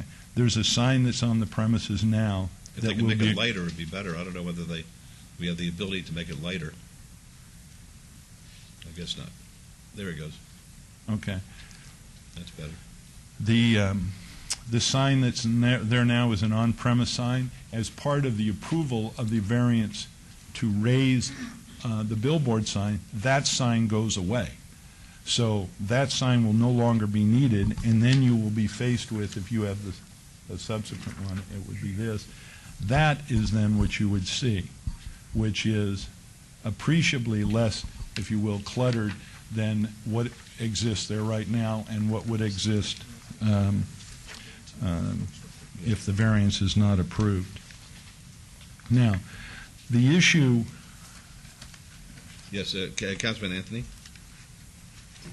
Thank you, Mayor. I just want to clarify something, Mr. Kemfer, you said I didn't realize. So the billboard, if it was at its current location, its previous location, you would be allowed to raise that billboard 15 feet without going for a variance? Yes. Okay, and why is that? Because the city and the county, and in large part in response to the state law which said you have to adjust for sound walls, has taken the position that when there's a sound wall and a sign, that it's so routine that administratively we should allow you to take that sign over the sound wall. But it has to be an existing sign. The fact that we moved it, when we moved the sign, it no longer is, quote, an existing sign, so therefore we have to come for the variance as opposed to just going for the administrative approval. Now that's, the city attorney, I think, will confirm exactly what I just said. That's correct. Okay, so you were legally able to raise the sign at its previous location without coming to us? Okay, I didn't realize that. Councilman Russ? I think, I'm glad you clarified that, because under state law, you're allowed to do that if it's an existing sign, the county or the state or a government entity comes by and raises the sound walls, you're allowed to do that administratively, correct? Correct. I think it should be the same without having to go to a variance if it's a new sign location, because you didn't put the sound wall there. And I think that's what we need. I think it's kind of a little restrictive, Mr. Fagg, and I recognize the importance of having so much control over certain industries, but I think in this case, it's a little restrictive on the business type. Okay. And I think Mr. Fagg will tell you, I didn't write it, I just have to enforce it. But you're right, I agree with you absolutely on that point. All right, now, with regard to height variances, what I'm about to tell you relates to variances that have been granted, okay? So here's what, over the last few years, or many years actually, in June of '88, a height of 80 feet was allowed, where 40 feet is permitted. In June of '88, 80 feet, where 40 feet. December of 1990. What are you referring to, Mr. Comfort? These are all city council okay. previous approvals. I'm sorry, that's a very good clarification. These are all city council previous approvals of height waivers relating to signs. So there might have been a reason for that. Well, I'm sure there was, okay. and I'm sure, and as you'll see, I'm going to show you that most of them are because they're located next to freeways. Well, Mayor Goodman, with your permission and yours too, I mean, that's the point, is that you're telling us about other sign where they allowed the height increases, but without knowing the context in which those... I'm going to show you that. Okay. And that's, again, these are good questions. But, again, height of 80 feet were 40. On 95, a height of 55 feet were 40. A height of 55 were 40. A height of 55 were 40. In other words, this 15-foot kind of increase. Now, here's where they were without... This is the first one, as you can see, right next to 15. The next one, again, right next to 15.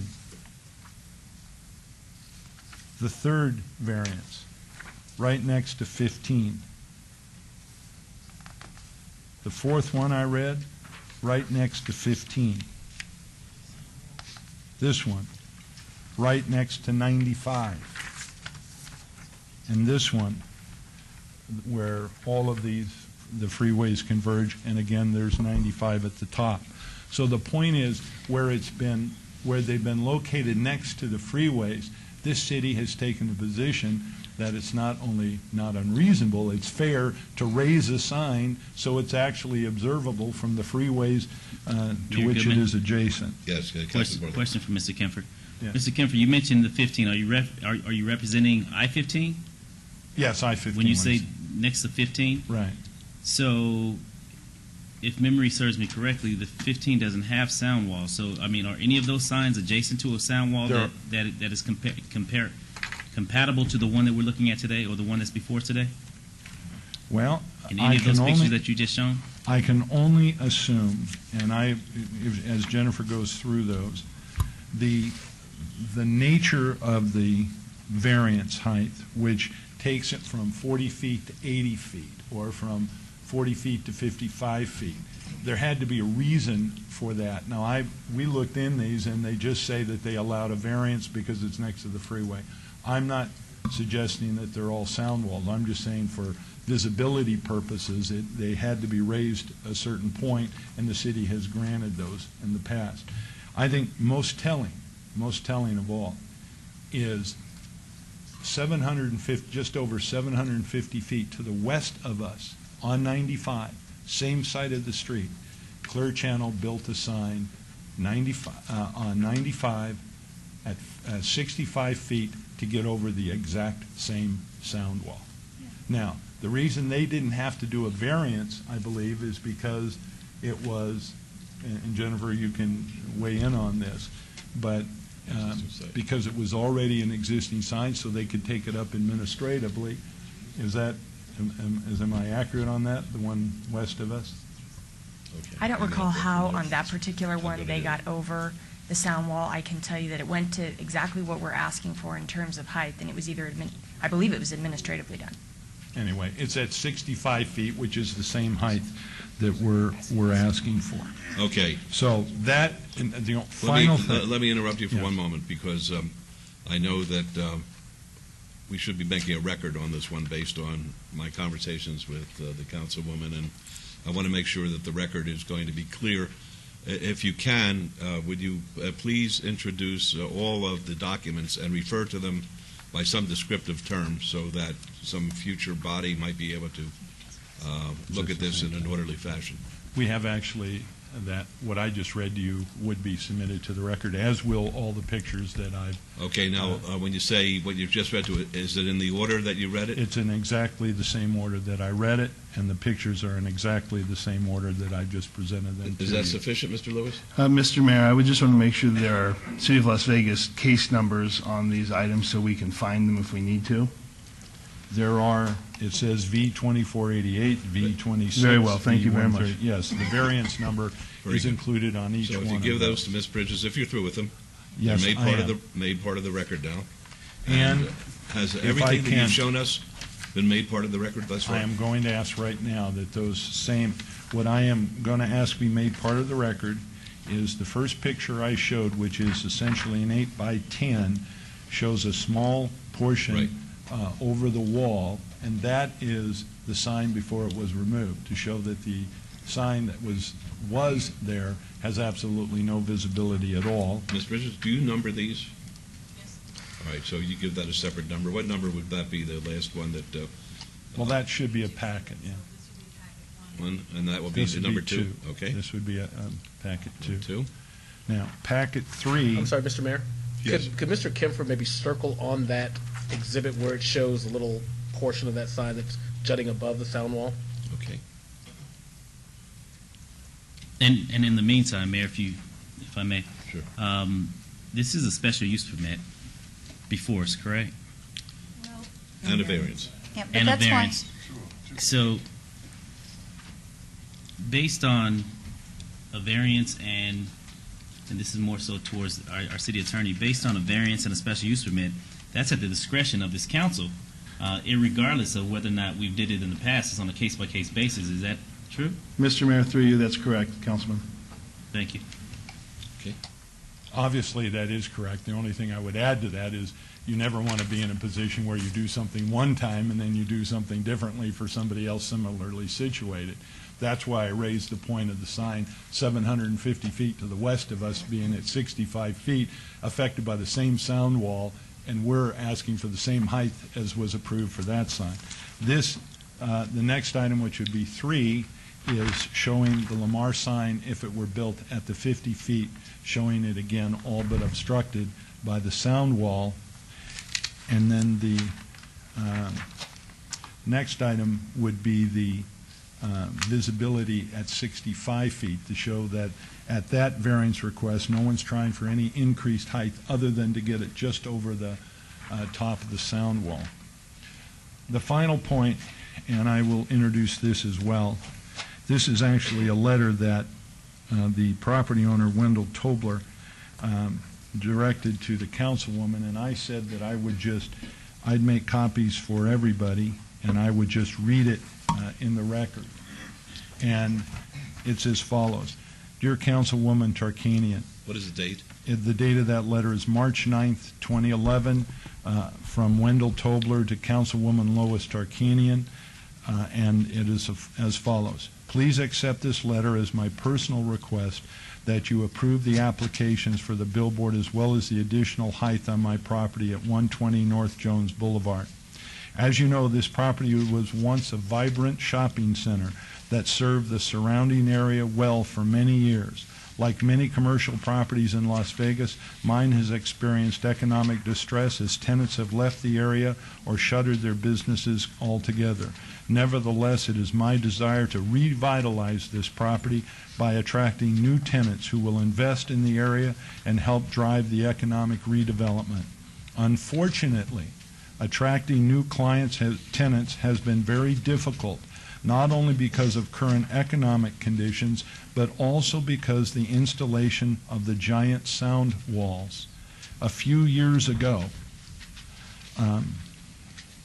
the Department of Transportation installed the sound walls despite my vehement opposition, and it resulted in the view of my shopping center being severely obscured to freeway traffic. The sound walls have deteriorated a critical component desired by prospective tenants, which is visibility to customers. Lamar Advertising has committed to investing hundreds of thousands of dollars to construct a new sign and has expressed interest in exploring the possibility of installing a digital sign. I firmly believe that this billboard will attract more tenants who are willing to invest in the area, as it will draw the eyes of potential customers to my shopping center. In this current economic environment, every tenant is critical, and when you have businesses like Lamar that are willing to invest in distressed areas, other tenants tend to follow. I ask that you please approve Lamar's billboard, as I believe it could be the first step in bringing prosperity back to this area. Thank you very much for your service and your consideration, Wendell Tobler. All right, you'll make that part of the record, too. Yes, and do you have one for that, or should I? Okay. So, Your Honor, members of the council, we would respectfully request that both the use permit, which allows the sign to be constructed, and the variance, which allows that constructed sign to be of value, both be approved. And we are here to answer any other questions Very you good. might Are there have. any questions at this time? Mr. Mayor, Yes. what I'm not understanding is we are now mainly talking about the height of a sign before we've approved the sign. I don't know why we're doing this backwards. It's not your fault. It's I oh, guess we are both doing items both were at the read same into time, the but you didn't record. talk much about the Yes, SUP. Okay, I got it. We're doing it both. Mayor Goodman? Yes. May I please? Please. And for clarification, we are talking about both items at the same time. That is correct. We'll take- 67 to 68 were called. We'll take separate votes, That but is the correct. discussion's about the same Right. thing. My question is this, and this is for Mr. Lewis. You began this presentation by saying that these are land use decisions, and we are restricted to talk about them in that context. But there's more to this discussion based upon some things that have happened between property owner A and property owner B, a decision Lamar made to move the sign. Are we not allowed to ask some questions about those things? Mr. Mayor, through you, Councilman, you have, as the elected representative of Ward 2, you have the ability to ask whatever questions you see fit. My admonition was really, let's keep this discussion based upon what's before us. Is the sign appropriate at that location? And is a height at 65 feet appropriate as opposed to 50 feet? The open meeting law would restrict us in some degree from discussions and deliberations outside that context. Okay. In that context, then, Mr. Kempfer, your client chose to move that sign from its prior location to its current location. Why did your client do that? Two reasons. One, the property on which it is now is a non-conforming location. It does not conform to your code as to where a billboard should go.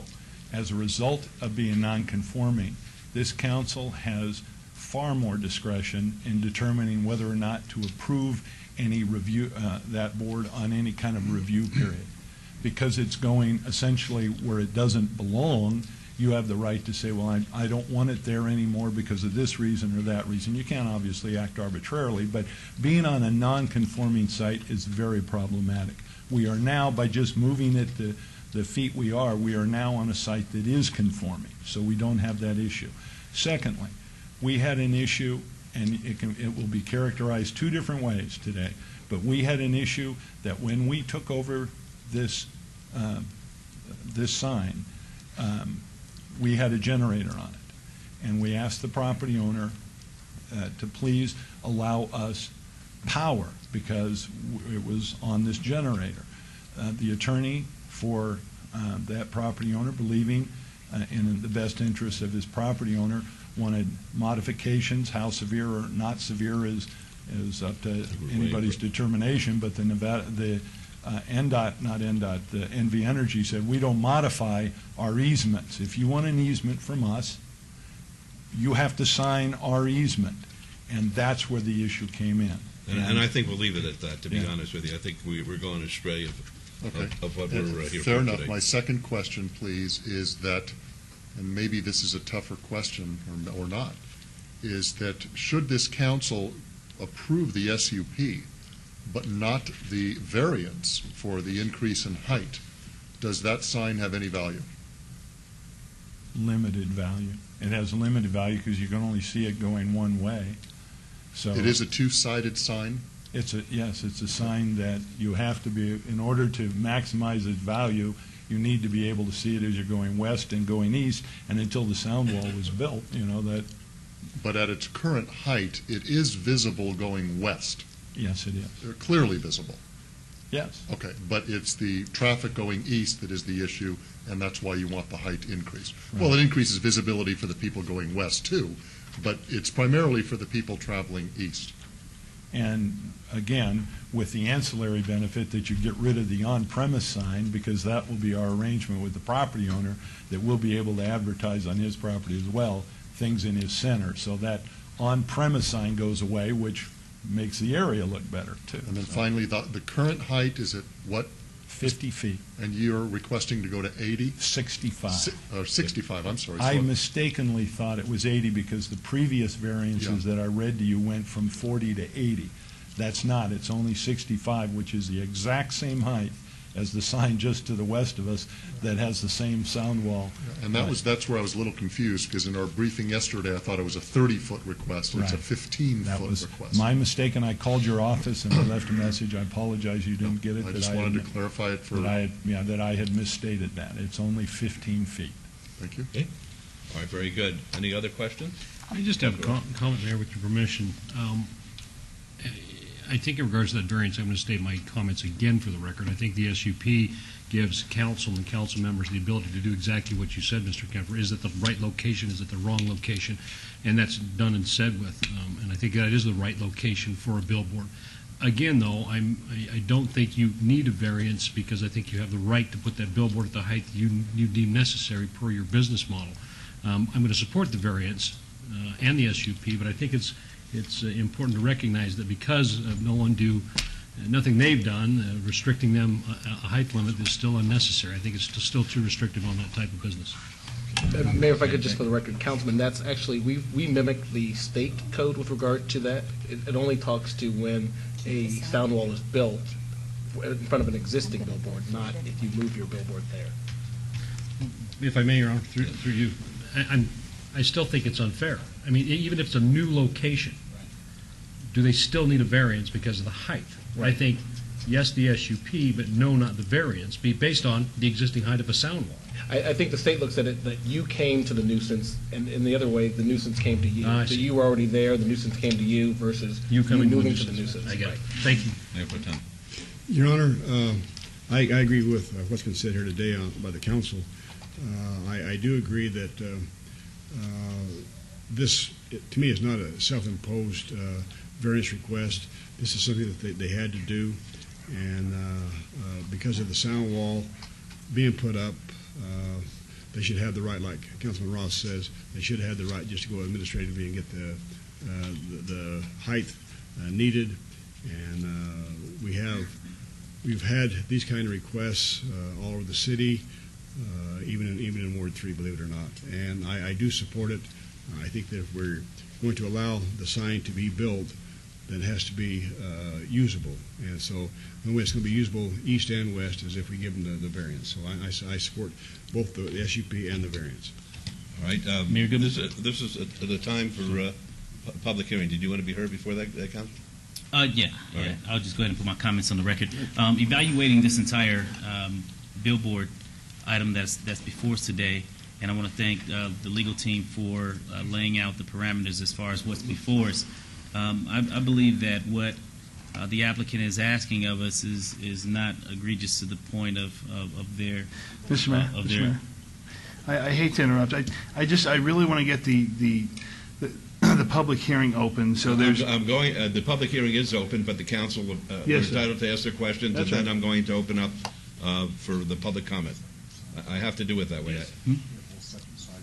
Mr. Mayor, I would just like to say that as questioning the height, if you think that we should take our variances and be able to do this or to that with it and make our choice on it, then I think you better change the reading of our law concerning the variances. Right now, and we've known before, because our lawyers have said this last year and the year before that if somebody creates a self-imposed hardship, you do not grant a variance. If we don't like it, that's okay, then change it. But right now, that's the law. Right now, I have people calling all the time, why are you guys always changing, voting against a variance, or for a variance when it isn't supposed to be there? And, things like that. They wonder, why do we make these rules?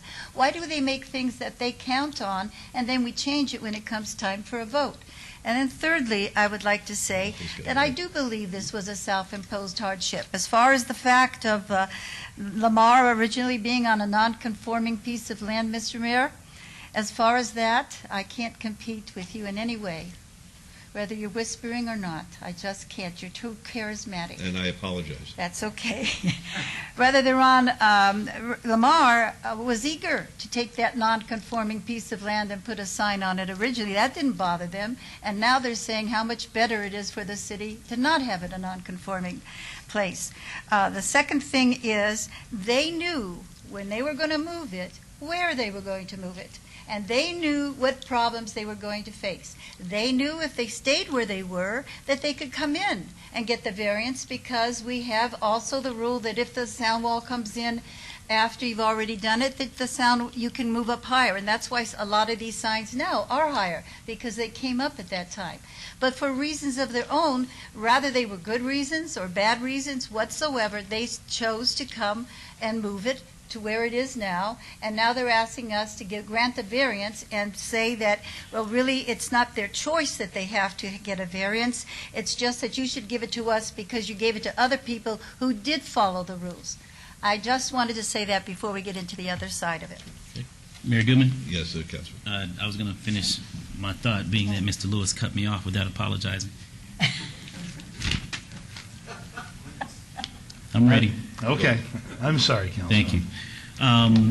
As I was stating earlier, I agree with you, Councilwoman, in regards to the self-imposed hardship. I agree. It was self-imposed in that respect.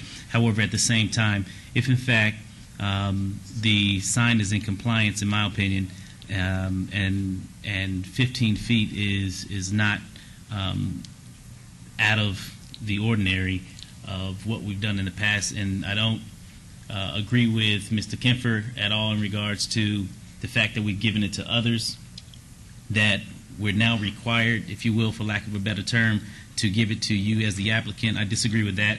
But what I do agree with is the fact that if the sign is in a location that meets the distance requirement, and if in fact the sign is going to be placed there, I'm okay with the height being whereas you can visually see it on both sides, east and west. I believe that's east and west. Was that north and south? North and south on US 95, so that traffic will be able to see it going and coming on both sides. So those would be my comments for the record as far as my sentiment towards the sign being for the variance of the 15 feet.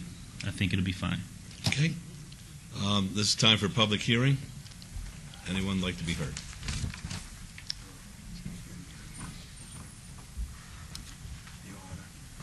Thank you. Todd Farlow, 240 North 19th Street. If I'm not mistaken, this was the old Smith's shopping center. Is that correct? There wasn't a Smith's. Was this the place that there was a cell tower at one time? Was there a cell tower back there? I don't know. I'm advised it was a Vons. Vons. I thought at one time there was a cell tower. But my thing is this. There was a mention of clutter, and I agree with that clutter. In one of those schematics of the tower, right there, that I see, there's 4 corners on that billboard. I see no reason in the world that they can't, if there's a cell tower that needs to be put in there, that they can't put a cell tower on, or the arrays on the 4 corners of those of the billboard itself. That's the one thing. Second thing is that here comes Lamar. They want a special thing.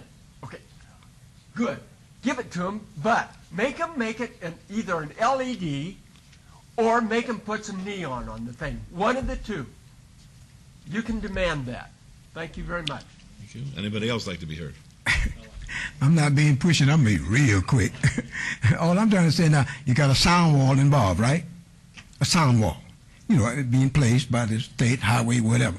So if you got a sound wall and somebody got a sign behind it and you can't see it anymore, hey, that just, you know, a blind man can figure that one out. All I'm trying to say now, do your variances, whatever you take to correct whatever, because I'm sure that's what they're going to do. On different things, different stroke for different situations. But anyway, all I'm saying, if a sound wall is involved, the sign's got to be raised eventually. Thanks a lot. Okay. Anybody else like to be heard? Good afternoon. Jay Brown, 520 South 4th Street. With me is John Netzorg. We both represent Oasis Las Vegas LLC, the adjacent property owner, and Mr. Netzorg would like the opportunity to address you regarding our client. So I'll leave the microphone to him. Very good. Mr. Netzorg. Good afternoon. Thank you very much. John Netzorg, 2810 West Charleston, Suite 81. I represent Oasis, which is the owner of the property where the sign still stands today, is still there, and we'll address that in a second. My client purchased the property from NDOT after the condemnation for a price of $1.5 million. Excuse me, Mr. Netzorg, you made a statement that the sign is still there? Yes. Do you have a picture of it? I do. May we see it? Certainly. And if we can do the overhead. Okay. This is a diagram of the sign as it was constructed in 2000. No, I asked whether you had a picture of it, a photo. Yes, we have a photo as May well. I see that, please? When was the photo taken also? I'm sorry? When was the photo taken also? This photo was taken in the last 10 days. Okay, can we see it, please? Yes, and the reason I was showing you the diagram was that the diagram demonstrates that this pole is buried 30 and a half feet into the ground. It's 5 feet wide at the base of the sign. So in other words, there's I'm no sorry. sign. There's no sign. There's a footing or a substance that goes into the ground, and then a little metal on top of it. No, because under the code, signs are defined. Yeah, under I have law. the definition. I did my homework on this. Yes, we have an off-premise sign definition, which is provided for you above. It means any sign advertising or announcing any place, product, goods, services, idea, or statement whose subject is not located nor available on the lot where the sign is erected or placed. Yes. Now tell me, please, what did that photo? If you put that photo up again, Certainly. is 15 feet in the ground. What is that advertising? Maybe I'm missing something. What is that advertising? Oh, and No, please answer the question. certainly. The sign is defined in the No, definition. no. Please answer my question. You say this thing that is 15 feet into the ground that has a piece of metal about 5 feet long. What is it advertising? Currently, it's a sign structure. Oh, It then is it's not a a sign. off-premise. It is an off-premise sign. No. Sign I'm going to ask the question one more time, and Certainly. I need an answer one way or the other. What is that? Could you show us the picture again, please? The photo? Yes. Put it up there. What is that advertising? Currently, there's no advertisement on the sign. The sign is still there. Well, so's the invisible rabbit. Thank you, Your Honor. And our position would be, Your Honor, for the record, that under the definition of a sign in the municipal code, sign is defined as means any device, fixture, placard, structure, or other medium, including its structure and component parts. That is the legal definition of a sign. Okay, Mayor Goodman, but you didn't finish the sentence, Mr. Netzorg. It Well- says that uses any color, form, graphic, illumination, symbol, or writing. Where does those words of device, fixture, placard use a color, form, graphic, illumination, symbol, or writing today? Oh, in its current context? Let me explain that. So where does it, I'll ask again, where does arguably a device, fixture, placard, which is a pole in the ground, because the sentence then goes on to say, that uses any color, form, graphic, illumination, symbol, or writing. Where does that pole in the ground do that? And to answer that question, the diagram shows that the sign structure, 30 feet, 6 inches, which is part of a sign structure, is still in the ground. That sign structure remains there today. A portion has been taken off. If you were to take off one face of the sign, would the sign then not be there? If you took off both faces but left the pole up, under your argument, are you suggesting that the sign would be gone? That there was none of the city's Without getting regulation- into an argument with you, what I I'm don't wanna suggesting argue. is that Sure. anything that's below the ground does not meet the definition of a sign. And of course, That's that's what I'm suggesting. Yeah, and the definition of sign is as it appears and includes structures. In this case, there was one pole. It was cut off at some portion. So it doesn't say in the definition of sign that if you cut it off at ground level, 10 feet above ground level, 20 feet, 10 feet below, it refers to one structure. That structure's still there under the code's definition. It remains there today, and we have a picture of the remnants. It is a dangerous situation. It has been filled in just simply with gravel. We have no reason to believe it's been compacted. And why did this happen? This happened as a result of a meeting here on February 2nd, 2011, an abeyance item when protesters such as ourselves were advised this is an abeyance item and encouraged not to attend. But instead of the item being obeyed, there was a discussion. Whoa. I don't want to fight with anybody. I really don't. I'm here for just a short period of time. But I don't think anybody could ever say that we wouldn't let people be heard and that we're trying to dissuade them from public discussion. I really take offense at that. I'll listen to your argument about an invisible sign, and I won't get upset over that. But when you start saying that you're told that you're not going to be heard by this council, that's completely out of line, and you lose a lot of credibility, at least with me, Mr. Netzer. And I apologize, Your Honor, if that's the case. Certainly that wasn't my intention. I'm sure it wasn't.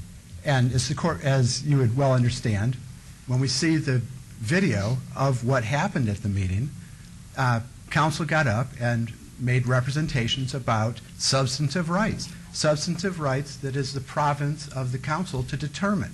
And they were made in our absence, unfortunately. What happened was representations were made that, one, the building application for this sign should never have been accepted. Why shouldn't it have been accepted? Because it was within 750 feet of an existing sign. Further representations were made that Margot, who apparently was affiliated with the planning department, had represented to the landowners, and that would be my client Oasis representatives, that they had 12 months within which to replace the special or the sign under their special use permit. These haven't been discussed today. This was all done in absentia on February 2nd, 2011. Very unusual. In this case, from what we understand, this is the first case ever in the history of Las Vegas, it's our understanding, where it was determined that the application could be accepted regardless of what the building... Mr. Mayor, I've got to interject here because unless we're going to hear from Mr. Nexorg that our code requires that our planning department reject applications based upon proximity distance requirements, then I'm not sure what it is we're talking about Okay, here. let me say this. How long is your presentation going to take? A few minutes. I understand that you're I under feel time this- frames. I feel this, Mr. Lewis. I think you're right, but at the same time, I think Mr. Netzwerk wants to make a record, so we'll take the time to allow him to make the record. Certainly, and to get to that issue, we're talking about what are the rights of this applicant before you today, but there are additional rights that under the law have to be considered. What are the rights of the existing SUP owner, my client? Are you going to de facto terminate the existing SUP, and have you done that in compliance with the ordinance and procedures, the planning procedures? Hold on. Now I got it. I'm sorry, Mr. Mayor. We didn't terminate anything. I think this needs to be made very, very clear for the record. Well, two private parties had a dispute. One of the private parties, under its lease, decided to remove this billboard sign for another piece of property. The city had nothing to do with the decision of that third party. End of story. I'm sorry to interrupt, Mr. Mayor. I know you wanted him to make that record, All right. but this needs to be made clear. I think you made it clear. Yes, and I'm looking to City Code Section 1918.60, dealing with subparagraphs O and P, dealing with the revocations of existing use permits. I do this principally because the federal circuits have held that once an SUP has been granted, as in this case, there are vested rights. So my property owner has rights that have to be considered. There are, under your code, incorporated into the procedures, substantive due process requirements, and those I have cited. For revocation or termination of the special use permit, you have to comply with your own code, you have to comply with the procedures. Located in there in subparagraph P, 2B, is the 12 months that my client has to re-erect the premises. There are two cases in Chapter 19 which deal with automatic terminations of SUPs. Billboards is not included in them. My client was entitled to 10 days written notice before his SUP terminated. It could not terminate as a result of the discussions on February 2nd, 2011. There's no evidence that the current owner of the SUP received the 10 days and had an opportunity procedurally in compliance with our substantive due process rights to protect those rights. In your haste, hopefully not, to give this SUP to a new applicant, you're not considering the important issues of have we complied with our municipal code requirements. But that's why we're listening to you, and that's why I've given you the opportunity to make this argument. Well, absent notice of revocation. What has happened is after the February 2nd hearing, Lamar went out and pulled a permit, and a demolition permit. But contrary to, just mess these up a bit. Okay. And they necessarily, although we can't get a copy because of the shortness of the time, nor could we get a disc of the February meeting for today's hearing, but I'm showing you a demolition permit. When did you make a request to get the disc? Probably 10 days ago, 8 or 10 days ago. To whom did you make the request? One of our representatives made a request, Seamus, to the clerk's office, for the CD. We have the video, but online. Okay. Obviously, the video's online. I know, but you have a video, so no one's hiding anything from you. No, of course, it's online. All right. I mean, it's a great system. You just punch the video, and that's how we saw what happened, because we weren't there. We had, unfortunately, not been there. But looking at your demolition, City of Las Vegas, Department of Building and Safety demolition permit, you'll note that at page 3 of 7, owner signature required on application. We don't have an owner's signature approving the demolition of the billboard, if there has been one, on our property. Let the record reflect that by allowing this presentation to be made, I am not agreeing, disagreeing. We are not agreeing, disagreeing, waiving. I'm giving the man an opportunity to express himself, because he'll never be able to say about this council that we deprived him of a due process right to express himself. I would just like to ask one question. Go ahead. Certainly. Of you. When was you hired by this, your applicant, or the person you're working for? When did he hire you? Probably in 1995. Okay, that's fine. Thank you. Goodman, please, one question. Mr. Lewis, when Lamar took down their sign from Mr. Netzorg's property, did that terminate or revoke the SUP for that sign? Yes, and I'm glad you asked that question, Mr. Mayor. May I answer that? Certainly. Okay, so what Mr. Netzorg failed to inform this council is, yes, we do have code with regard to revocations of SUPs. In this case, however, we have a specific condition on this board, and I'm going to read it into the record so it's clear. If the existing off-premise sign is voluntarily demolished, the special use permit shall be expunged, and a new off-premise sign shall not be permitted in the same location unless a special use permit is approved for the new structure by the City Council. This specific condition supersedes our code with regard to revocation. It has nothing to do with the city. We're not revoking any special use permits. The company that had this, the lessor, Lamar, that had this special use permit with this condition voluntarily demolished the sign, therefore the SUP was expunged automatically. Right. That is the point that Mr. Netzorg is not discussing with this council. That is the reason why Lamar was able to take the sign down without going through this council for revocation of the special use permit. Okay, this is what's going to happen. Going to let Mr. Netzorg finish. Anybody else will be able to speak under the public hearing, and then I'm going to give you an opportunity, if you feel deemed appropriate, to supplement the city's position, if you believe we have one, and then I'm going to ask Mr. Kempfer whether he wants to respond to any of this, and then we're going to put it to a vote. Thank you, Your Honor. Looking at condition 6, if the existing off-premise sign is voluntarily demolished, the existing off-premise sign is defined under the ordinance, hasn't been demolished because 45% of it is still there. The structure is still there. The sign was not voluntarily demolished. The owner never agreed to the demolition of this sign, nor has it been demolished within that, as that term is defined within the municipal code as well. So there hasn't been and even with that case, Your Honor, council has read into a term that nowhere exists, nor could it exist as a matter of constitutional law, and that is automatically, because it can't happen automatically. When you have a vested SUP interest, one that's been granted, where the sign's been discussed as conforming on at least 2 RQRs, the property owner has entitlements, and you must proceed according to the ordinance. Give that person that's going to be deprived of their property interest 10 days notice. Is that too much to ask? 10 days written notice to the owner that's mandated by your own ordinances before you deny him?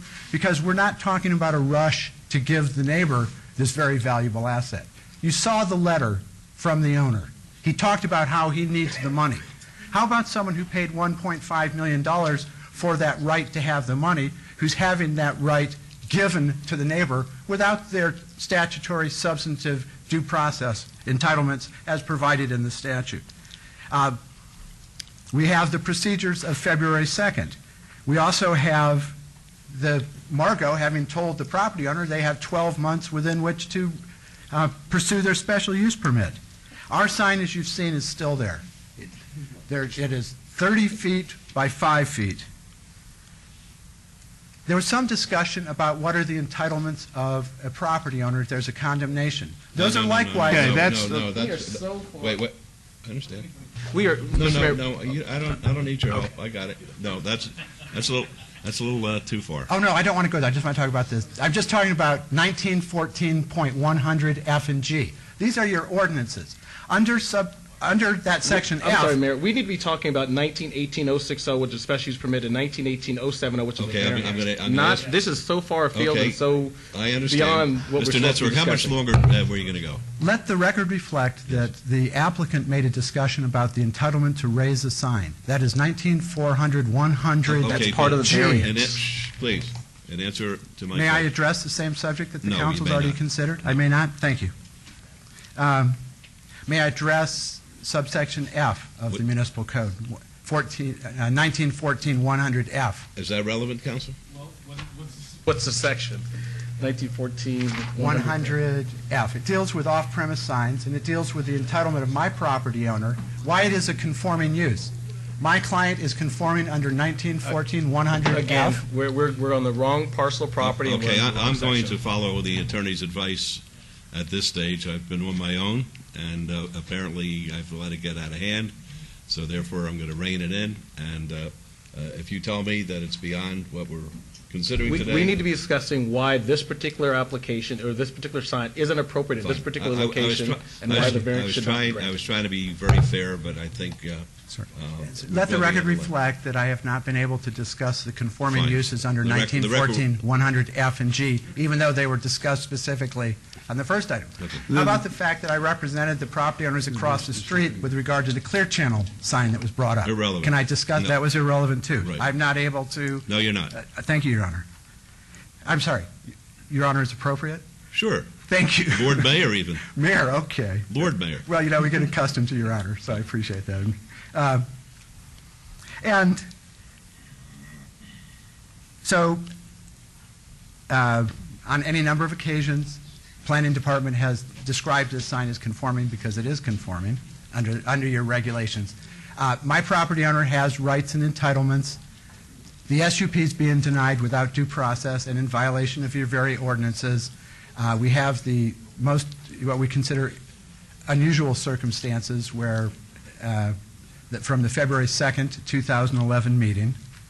And we request that the permit be stricken because there is an existing sign within the 750 feet. This application that has been presented for the special use permit doesn't conform with your municipal codes and should not be considered. It is a non-conforming use, and it's being done in degradation of vested property interests of the current applicant. Finally, we have the discussion about Lamar and why they're moving it, which was put of the record. I have our correspondence in writing that Councilman Tarkanian asked for at the February 2nd hearing on the record. I have the written correspondence and emails that she specifically requested. Would I be permitted to show the council those? You can certainly put them into the record. I think Okay. it's irrelevant at this point. Okay, it's irrelevant what... As as to what far we're doing as- today, we're making a decision on whether or not the use is appropriate and whether or not the height is appropriate. Well, and I'd ask the council to consider the February 26, 2000 email from Lamar to my office, our response on March 8, 2007. There is no factual support for their suggestions that their justification for the variance is supported. They have said that our sign, they have given you two reasons why they should be permitted. One, that we're non-conforming location. That is ludicrous and Okay. unsupported by anything. And then there's talking about the generator, and if you see the written correspondence, you will note that it was Lamar itself 5 years ago, which never responded. And to be quite frank with you, Mr. Netzwerk, this is between your client and Lamar and another forum. That's not what we're here for today. I've tried to give you time to make a record. Certainly. I think that I've been as patient as I could get at this point. What I'm going to ask you to do is put into the record, if you would, the two exhibits that you referred to initially, the one of the drawing and the other one of the photo, and have those marked for any future proceedings if that's necessary. Mr. Mayor? Yes. I would just like to say that the copies of the correspondence that he was going to show do pertain some, I think, to the height thing in relationship to that they knew beforehand.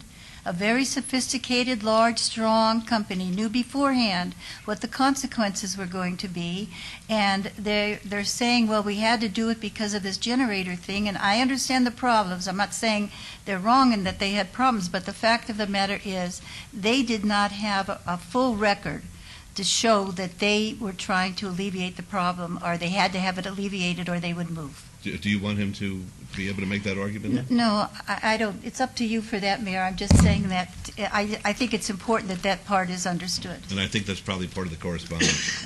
It it is. not? Yes. I think the documents will speak for themselves. I just wanted to emphasize that. Thank you. And just so I'm clear, because I've been moving things around a little bit, I have the correspondence with Lamar. Right. I also have the definitions of off-premise and on-premise Fine. sign that are on the video I'd like to include. Right. I have we have our permit request. Why don't you put them in one at a time so the clerk will be able to mark them? And Council, Mayor, the most important one is the picture of the invisible sign. I've asked that. Okay. I've asked for that and Thank also you. for the diagram that was referred to. Okay. And should I hand these to the clerk If you would. individually? And I'll see if I can't get them in the same sequence. Well, And first Mr. I'll Rick- hand the definition, the code definition. And if we could just make sure that only those things that were referenced in the presentation are given to the clerk, that would be appreciated. Next, I will hand the series of correspondence with Lamar Okay. in 2006 and early 2007. I have the condition from the existing use permit that Oasis has regarding the off-premise sign involuntarily demolished. Okay. I have the diagram of the sign showing 30 feet by 5 feet. Very good. Still there, that the structure is still there. Good. Right. Incidentally, we are unable to build on that. That's a permanent impairment and damage to the landowner's property. That's irrelevant, but And will be cost approximately, our estimate is $25,000 to remove. Okay, This could is you- the condition for could you the get the- non-existent I invisible appreciate sign. that. Right, the non-existent sign. I have the City of Las Vegas Department of Building and Safety permit application. This is a blank. Fine. Thank you very much, Aaron. No. And then you need the picture of the invisible sign. I'm getting to it. Here's a picture. And I have the photograph of the jagged edge that unfortunately the person that cleared it cut themselves getting to that. Whose fault was that? Whose fault was it? You No, cut a just sign kidding. off? I'm just kidding. It was lucky some kid wasn't running across there because I'm they would sorry. have cut themselves. And I have the other items that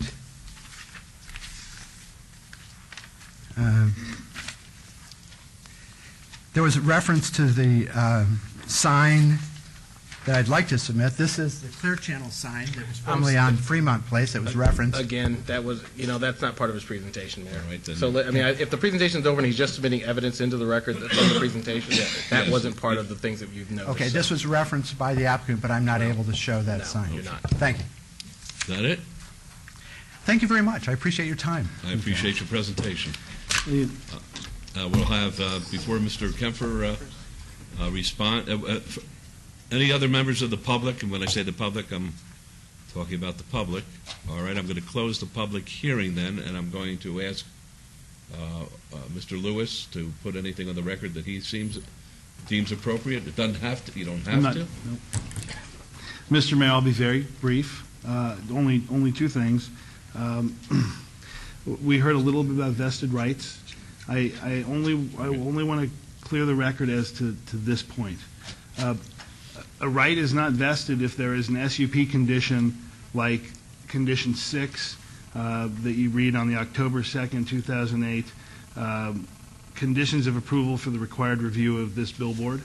And I've already read that into the record, so I don't need to. All right, the second? The second is, we heard something about some hearsay conversation with Margot Wheeler, our prior planning director. I will tell you that I had a conversation with one of the attorneys for the owner of that property and told him Margot was wrong, that she didn't read this condition, and therefore, please do not rely upon that advice. And that was about 2 months ago. Okay. Thank you. Thank you. All right, Mr. Kempfer, how about 2 minutes?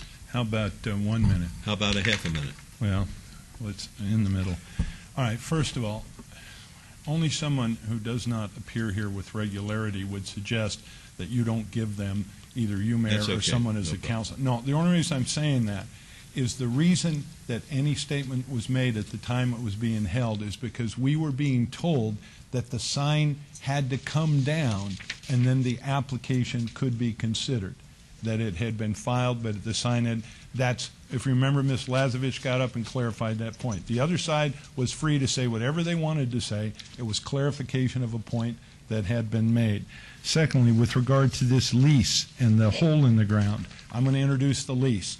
The lease says clearly, at the termination of this lease, lessee agrees to restore the surface of the leased premises to its original condition. So I'd like that introduced into evidence, because that's what they did, was the surface of the they made it so the surface is the same.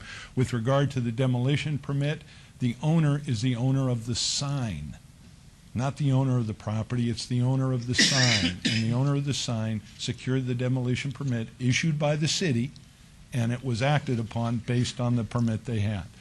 The two issues are, is it an appropriate location for a sign, and the height.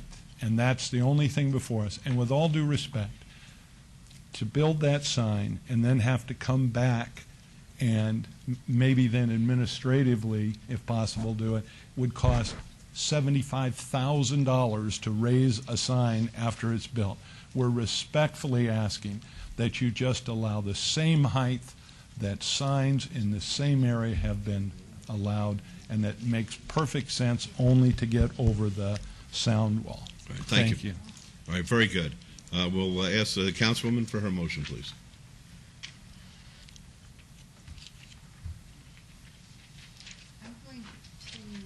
Take number 68 first, if you don't mind. Not at all. And I want to emphasize that this item, as noted by our lawyers, is regarding a new billboard. Only that, only the new billboard. I move to approve item 68 SUP 39432, as the applicant has shown that the proposed billboard satisfies the standards set forth by LVMC 19.18.060L, as the billboard will be harmonious and compatible with the surrounding area. The subject site is physically suitable for the type and intensity of land being used. The streets are suitable for this use, and this use is not inconsistent with the general plan and will not harm the public's health, safety, or welfare. The proposed location for the billboard is adjacent to the US 95 and in a commercial shopping center that has been in existence for more than 30 years. In addition, the proposed location is adjacent to the location where a billboard had been in existence since 1997 until removed this year. And I then make that a motion All right, to let's accept. vote on that, please. Post. Motion carries. And as to 67, And as to 67, I will move to deny item 67, variance 39433, based upon the fact that the variance requested is a self-imposed hardship created solely by the applicant's actions. The testimony presented by the applicant, to me, does appear to show that the north face of the proposed billboard would not be clearly seen by motorists traveling southbound on US 95. But as this billboard location is new and the NDOT wall was existing when they applied for the billboard location, in which they knew about long before this situation occurred, the applicant created this hardship based upon its voluntary placement of its billboard in that location.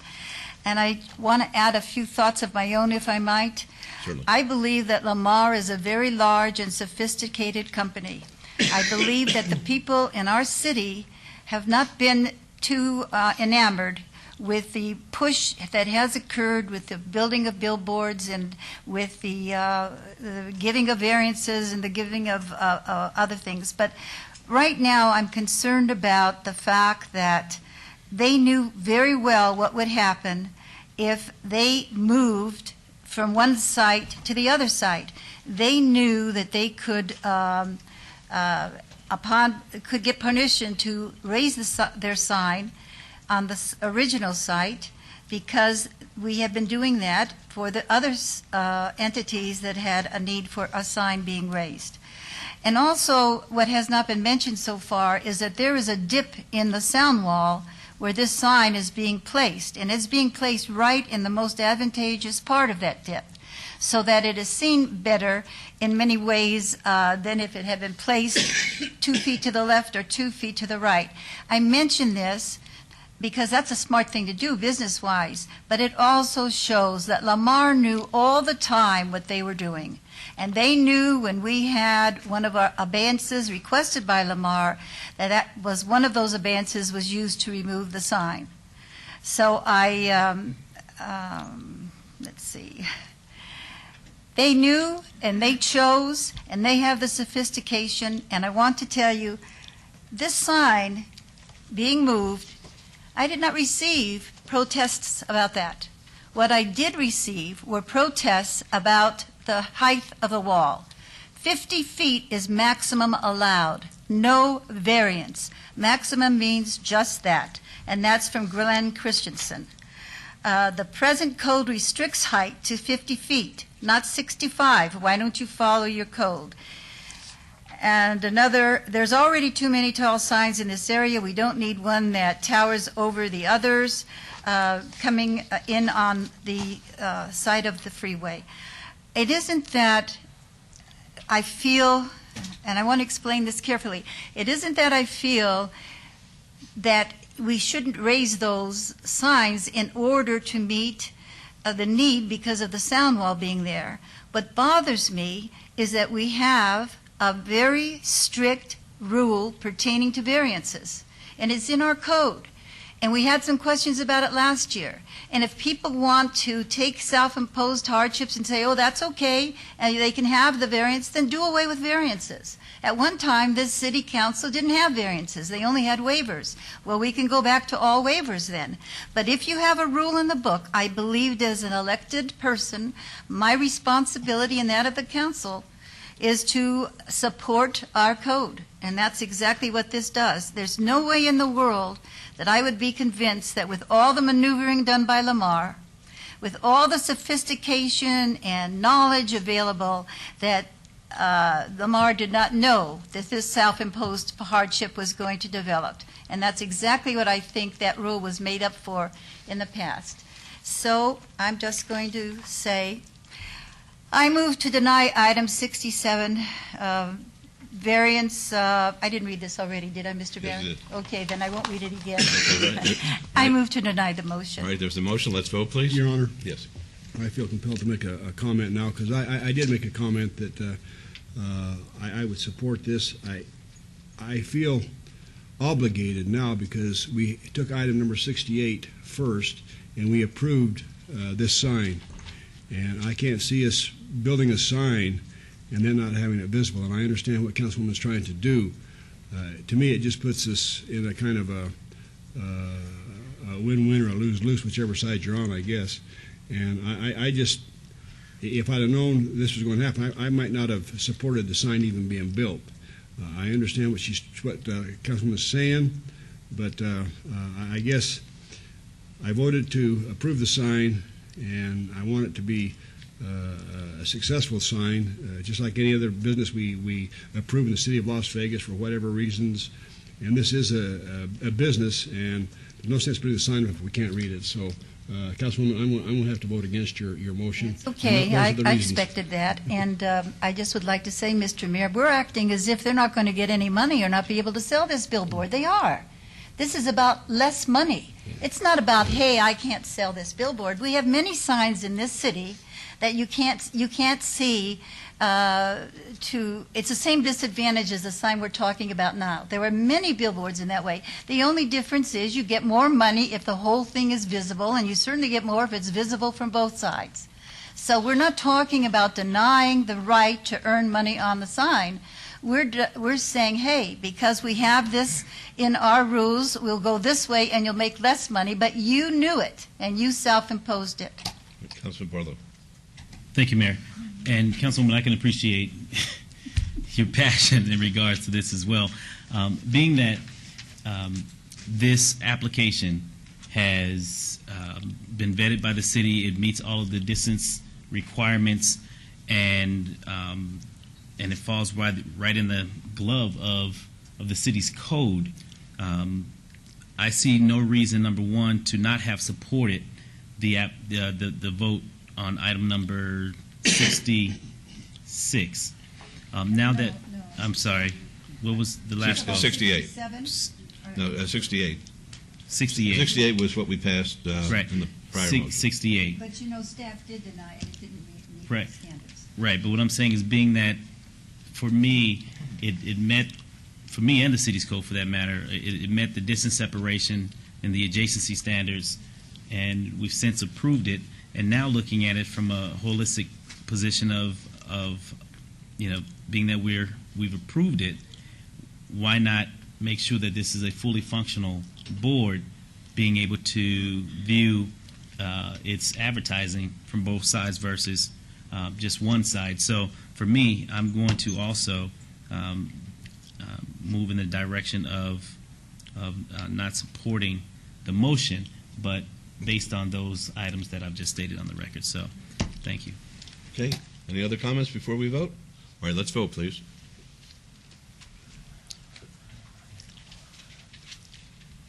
Post, please. I did. Yes. No, you wanted to vote yes. Oh, I voted yes. Okay, then I vote no. I'm going to. Can we? Let's revote it so that everybody starts off with an even plane here. Repeat the motion, please. Yes. All right. Basically, Councilwoman, there's been a request to repeat the motion. Basically, the councilwoman was moving to deny the request for variance. And the yes vote is for the denial. Yes, a yes vote would mean denial. A no vote would mean approval. And right. you've covered that, Mr. Mayor, so I don't need to repeat Is the that okay? motion. Was that correct? I think so. All right. All right, let's vote then, please. Post. Okay, motion fails. New motion, the alternative, Mayor. All right. I'll move to approve the request for variance to allow the 65-foot tall off-premise sign. That's the motion. Let's vote. Post. Motion carries. Thank you. Thank you very much. Yes, and Councilman Reese is now excused. Thank you. And may the record reflect that Councilman Wilson, even though he hasn't done much today, came back after the ceremonial. I had excused you, Councilman. My gosh, I'm back to 6-1 votes again. Well, this was... That's okay, I'm just joking. This was an interesting one. All right, Madam Clerk, I'd instruct you to please set the public hearing dates and appeals from the City Planning Commission meetings in dangerous buildings or nuisance litter abatements. Thank you. All right, now we're up to 82, citizens' participation. Public comment during this portion of the agenda must be limited to matters within the jurisdiction of the City Council. No subject may be acted upon by the City Council unless that subject is on the agenda and is scheduled for action. If you wish to be heard, please give us your name and we'll put the 3-minute timer on. Thank you. Todd Farlow, 240 North 19th Street. Councilwoman Tarkanian, on agenda item number 76, on that, they were going to start up a car wash again. There was some question on that about restroom facilities. Was that... That's taken care of in the conditions, the restroom facilities, and I will tell you, I've never had an applicant come that was as unselfish as this one at this time. Well, that's wonderful. And build the walls behind his place taller in favor of the residents. That's wonderful. That's wonderful. Thank you. On the second thing, I'd like to mention that this weekend, Nevada Energy or Nevada Power or whatever it is. NV Energy. NV Energy. And some other solar and environmental people had a deconstructed house out in the Providence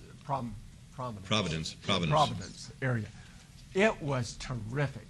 Absolutely terrific. Yeah. I hope that they gave you some information on this because code, if you take a code and set that bar at 100, Energy Star would come at an 80, and this home that they had would come in at a 60. It was terrific. Did you go out there? Yes, I did. Yeah, it was And terrific. it was Meritage Homes. Yeah, it was terrific. Yeah, It's really good. Can I clarify, Mayor? Thank you very much. Yes, sir. Just Todd, so you know, it wasn't NV Energy, it was Meritage Homes that actually did that. Oh. And the upgrades to those Energy Star homes. So NV Energy was participating in a rebate program for the solar photovoltaics on the roof. Just to clarify. Meritage Homes, you ought to. They're beautiful. We were there. Mayor and I were there. It was great. Yeah. Okay. That's Japan. nice. Yes, sir. Mr. Mayor, I'm here. This month is March. I've been coming here for 20 years this month, when Jan and Frank start running for whatever. But the objective is, what I'm trying to say is that the word friend, friendly, friendship, and a friend. Now, I use that word twice with me, and you've never been a friend. Man, you did everything, but you throw me under the bus, get me run over by 18 wheels. I'm telling you the truth, Oscar, and you're a lawyer. And the word lawyer in the professional name means professional liar, because I got a lawyer in my family. Forget about it. What I'm really trying to say, another thing, you've been doing a very bad thing to the black community, and the black community need to get off my case, because when Frank Hawkins left, they didn't have representation over there for 5 years. So when Ward 5 came into existence, the black community got a representation again. And you got elected because of me, too. And if your wife gets elected, I hope she does, but I'm going to give you a token back. This is a joke. Don't play with me. I'm no toy. And by the way, sir, you do owe me 2 items, and I wanted it out of your pocket, not out of the city. That's if you said you was a friend. Man, you ain't no friend. Give me a break.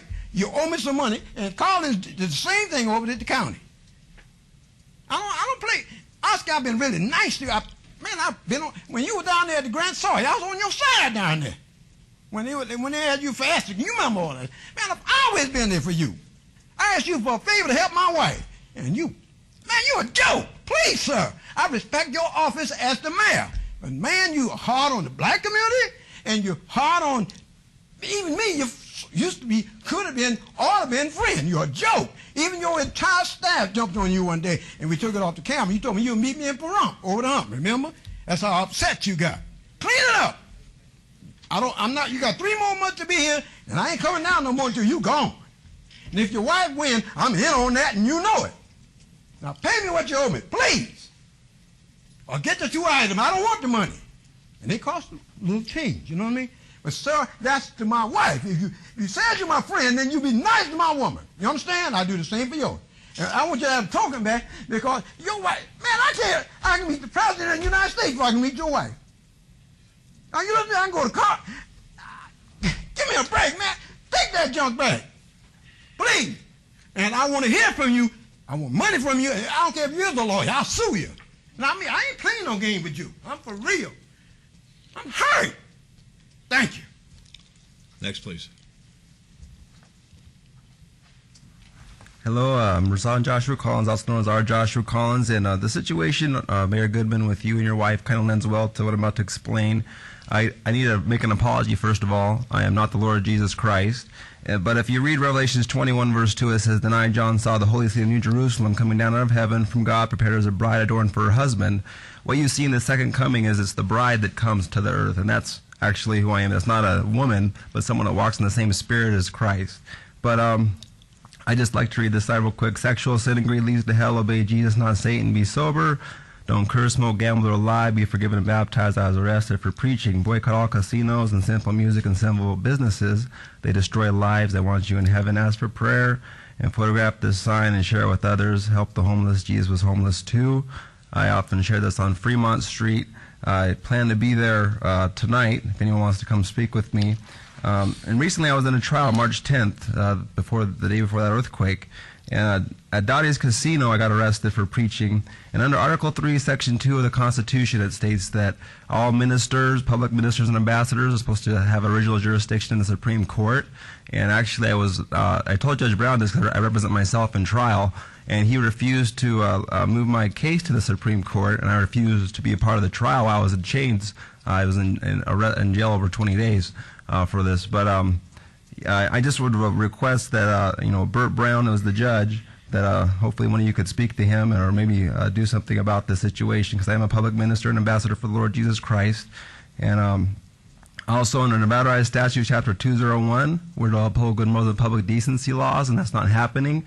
This is treason under NRS 196, and even profanities against the law under Las Vegas Municipal Code Chapter 10.40.030, and many of the police and others are using profanity all the time. So there's a lot of hypocrisy I see as far as the laws and everything. You want to uphold the codes Lois Tarkanian is talking about, but I see that Sin City has nothing to do with what this city should really be about, and you're not upholding the code, and you've basically rejected what you're supposed to do as far as upholding the law. And like Christ says, you strain a gnat and swallow a camel. You swallow all this sin so you can try to make this money, but now you're in this big recession. Revelations 18:11 says the merchants will weep because no one buys our cargo anymore when the bride comes. That's what's happening right now. And God is not happy with Babylon, and that's what's being created and needs to, of course, be ended. So those of you that want Babylon to rise, no, that's not the plan of God. God bless. Thank you. Next, please. Dorothy Barnes, Las Vegas resident. I have a mailing address of P.O. Box 466, Las Vegas 89125. I'm here again to address the program. I've asked them in the past to remove my name. I'm not for sure who's responsible for putting my name on the program. When I entered Las Vegas in August of 1999 as a tourist and decided to stay as a newcomer, hoping it would change my situation, that this thing would be deleted. As when you relocate to another city, they take you to an expungement process, what I was explained by the military base. One military base, like Barksdale Air Base, they transferred my information to Nellis Air Force Base as a relocation effort. And I lived in Washington, D.C. during the Clinton administration. I don't know. I know there are officers who want me to leave this city who's made, not verbally to my face, me know that they are tired of dealing with this situation and law and order and justice with these programs. They are in violation of the constitutional rights as well as the Bill of Rights, the Declaration of Independence, and what I'm here today, I really don't understand who's given the authority to use my distress signal, how it's being issued. It's been reissued since I've been coming to these meetings. I'm not for sure who's given the authority for the people to enter Nellis Air Force Base. They've invaded my privacy. I don't have any privacy. They've looked in. It's very embarrassing to me that this situation is continuing. I'm not blaming you or any council member. I'm just saying I don't know how this works when you come to a new city and you're from another city, and I'm from a parish, not a county. I know this is a county, Clark County. I'm from Caddo Parish. I don't understand who's given the authority over a citizen.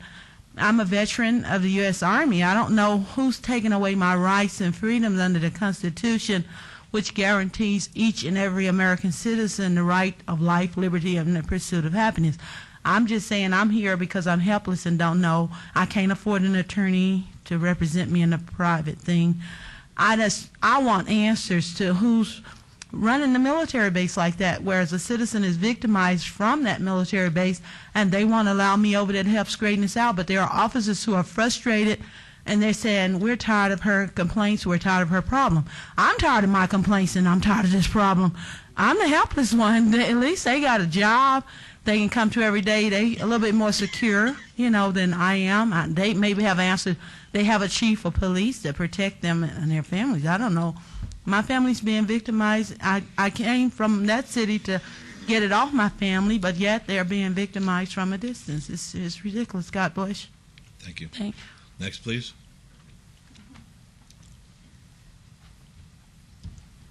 Hi, my name's Clyde Smith. I live at 128 North 8th Street. I'm here to complain about the noise from the Azul nightclub. And what I'd like to say about this is, whenever they play, it's like being at a rock concert, because the sound barrier wall, it's 14 feet high, and the speakers are above the wall. Now, they have a stage inside the place. It's 94 feet from the hotel to the middle of the stage. That's how close we are right there. And sometimes they play till 3, sometimes they play till 5 o'clock in the morning. And it's impossible to get sleep at night. Now, if this is a sound barrier wall, it sits, like I said, 14 feet high. Why are the speakers above the wall? And why does the stage, it almost puts the guys that sing at head level with the wall. And that's pretty much all I have to say. Thank you. All right, we're reviewing that. We can't take any action today, but the councilman for the area and myself, we're reviewing that. And Mayor, if I may also request that Scott Adams speak to me after the meeting. Okay. Thanks. Very good. Okay, thanks for coming down. Yes, ma'am. Yes, good afternoon, Your Honor. I was here this morning, and evidently the comments that I made weren't taken because you weren't aware of the law that I was suggesting that you had broken, and you asked your redevelopment officer to check to see if you were out of compliance. So I'm here to enter in the record so that you'll know that there is a law in the books. It's State Law, Chapter 621, which requires that, as appropriate, each proposal for a project, and we're talking about redevelopment area project, must include an employment plan. And part of that employment plan must include the economically disadvantaged, the physically handicapped, members of racial minorities, veterans, and women. In addition to the state law, the city adopted an employment plan policy on June 6, 2001. And part of your own policy says that the developers shall, it doesn't say he may, it says the developer shall submit to the redevelopment agency an employment plan. And it goes on to say that all subcontractors additionally have to be acquired to adhere to the employment plan. It says that the developer shall provide the agency with the list, and that there also needs to be a vendors directory, a city minority vendors directory is what the plan says. In other words, the number of new jobs created as a result of the redevelopment project also must have a description of the skills required, and this way we as a community can prepare our people for those skills for the redevelopment jobs. This not only includes the initial construction, but in the permanent hires and the refilling of those positions. When you ask Mr. Arndt if whether or not we were in compliance, he shouldn't have had to go back and search, because your own policy says that the redevelopment agency only has 30 calendar days in which to give a report. And so the report that we heard this morning had no information about the number of employees that actually come from the area, the affected employees, their names, addresses, rates of pay, their health benefits, and whether or not they are referred by a certain set of agencies. And since the plan was adopted in 2001, the agencies that are supposed to refer these employees are out of business. So we really need to go back and update the referring agencies so that we can get people from the redevelopment area. And Councilman Barlow, you asked if, when we come back in April, if your remedy would have any teeth to it. And so what does it take to remedy a law that's been broken for 10 years? Well, I can suggest a remedy. I will suggest that if we're really interested in putting Las Vegans to work when we're using Las Vegas tax dollars, that we immediately cease all payments to these developers until they get into compliance. We're actually paying these people money. We got to stop paying them until they get into compliance. And that for those developers who have used our tax dollars for the last 10 years and who haven't hired the people that they are mandated to hire by the law, they owe restitution to the people who live in the RDA. So our own city hall is not in compliance. You're not hiring people who live in Las Vegas to work for City Hall. We need to get into compliance and put Las Vegans to work.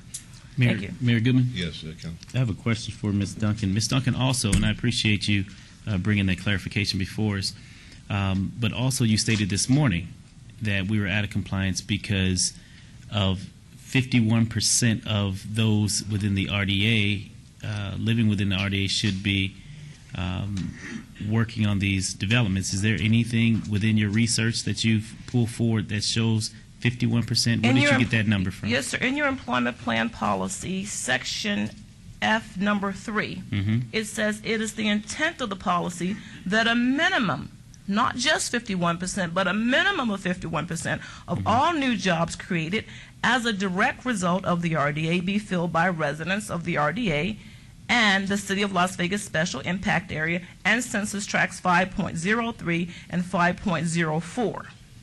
Thank you for that. And I'd like to leave this in the record so that when I come to you and tell you that we're out of compliance, we owe these people, we owe the citizens of the RDA restitution because we've robbed them of their jobs. Thank you. Okay? Mr. Mayor, Please give that to the clerk. and I wonder, could you have a copy made of that for each of us? Thank you. City. Thank you. Yes, sir. Hello? Is this one working? I guess it is, huh? Okay. Stanley Washington, Your Honor and Counsel. Before I start, I guess I have handouts for the council, clerk. Okay, Ms. Bridges, would you accept the handouts, please? 7 for the council, 2 for the 2 lawyers, 1 for Mr. Adams.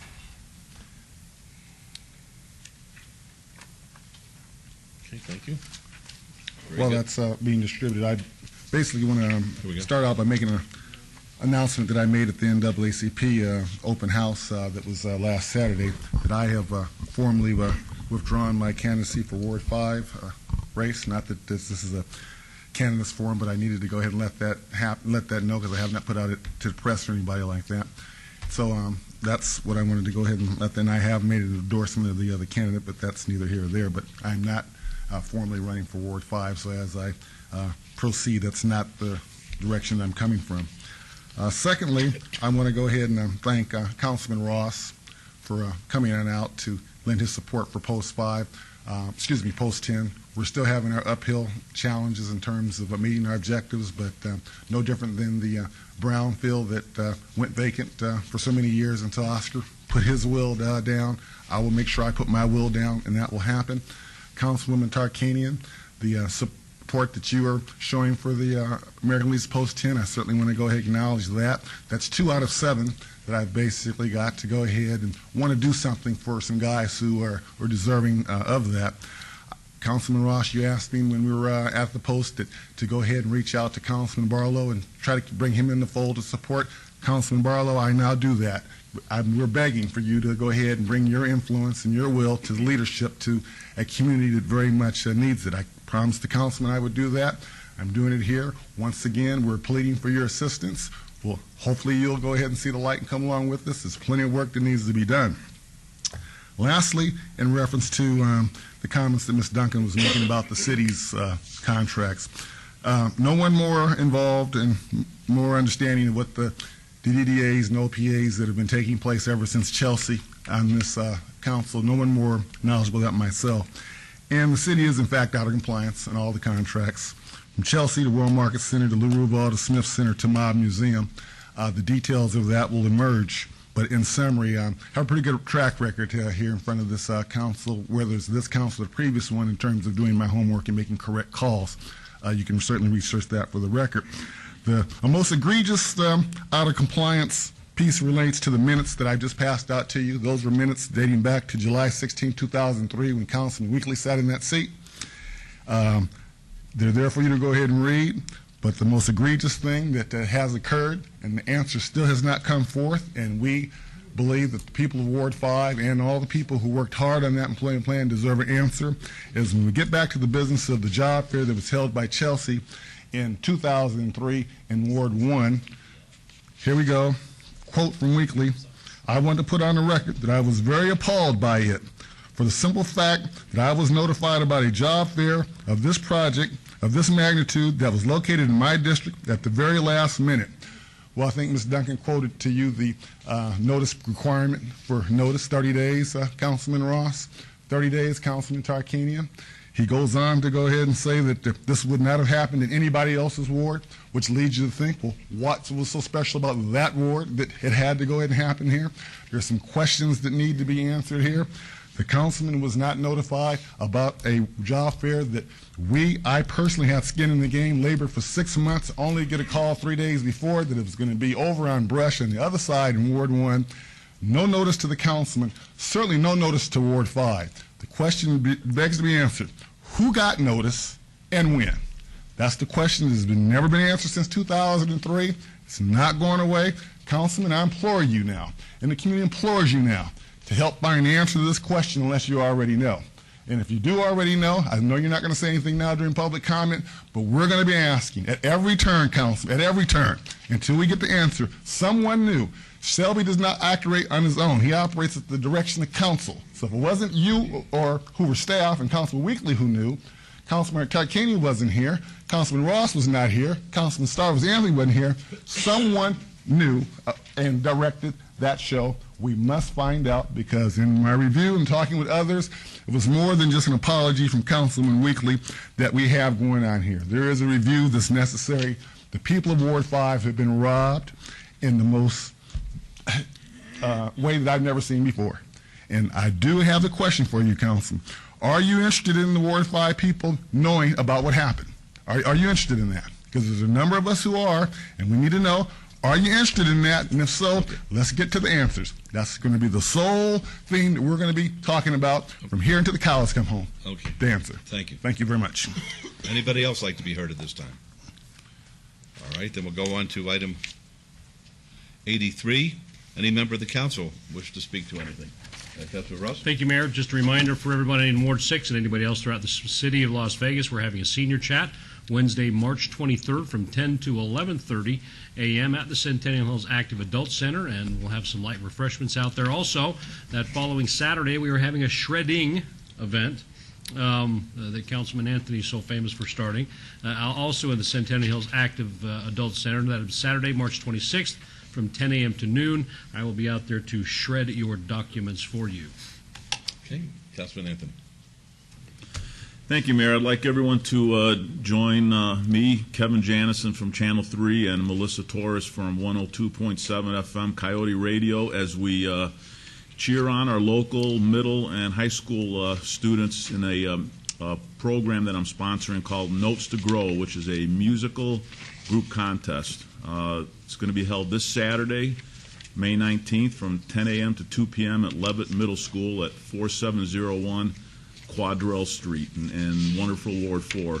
So we're going to have a group of high school and middle school musical talents, and at the end we're going to have a competition. Well, we're going to have a competition, and I'm going to end up handing out $36,000 in prize money that was sponsored by Las Vegas Walmart and Sam's Club.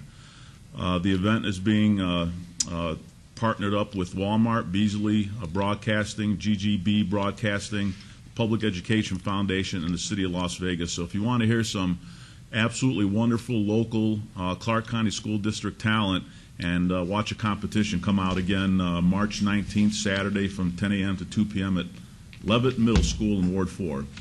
Also, I'd like to let folks know that if you happen to drive Rampart between Lake Mead and Cheyenne, you've noticed that there's a beautification project that's going on the median of that roadway, and it's absolutely a wonderful project.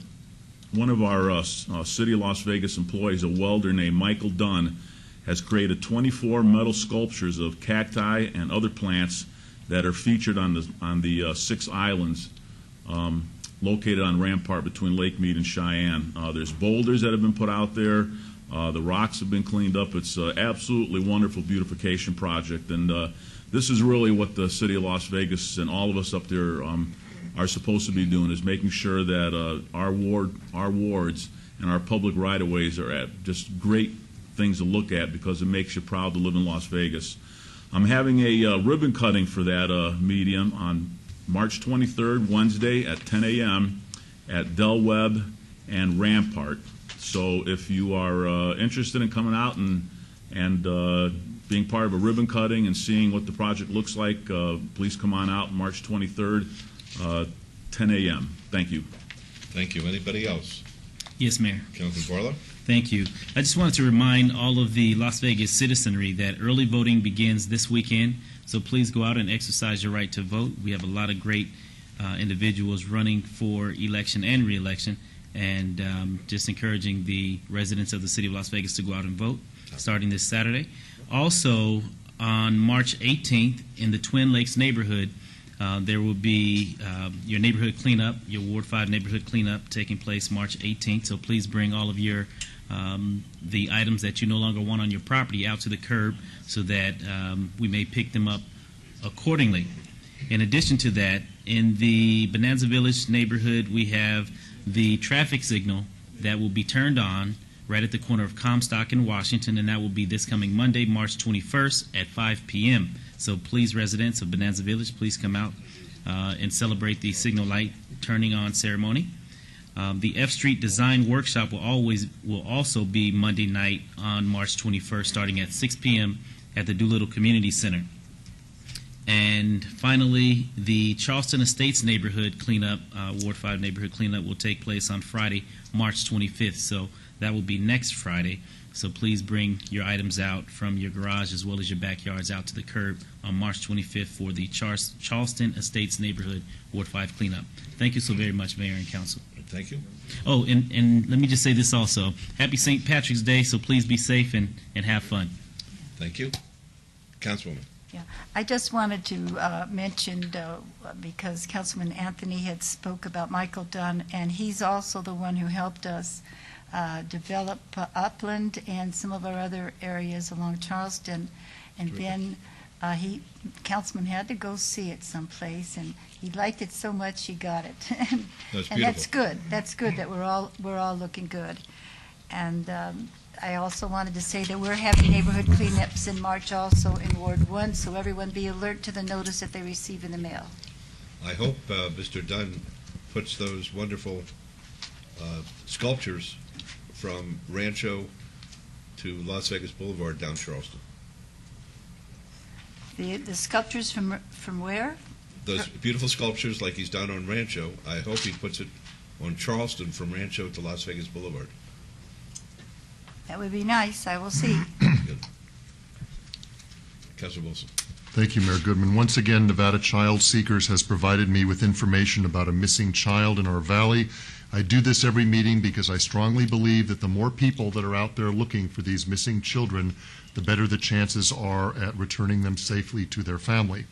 To this date, over half of the children that we've profiled during these council meetings have been located. Today's child is an endangered runaway that I first showed you back in November of last year. She's 16 years old and has been missing since October of last year. Despite our previous efforts, she is still missing and may need medical attention, so we're asking you to take a closer look at this picture.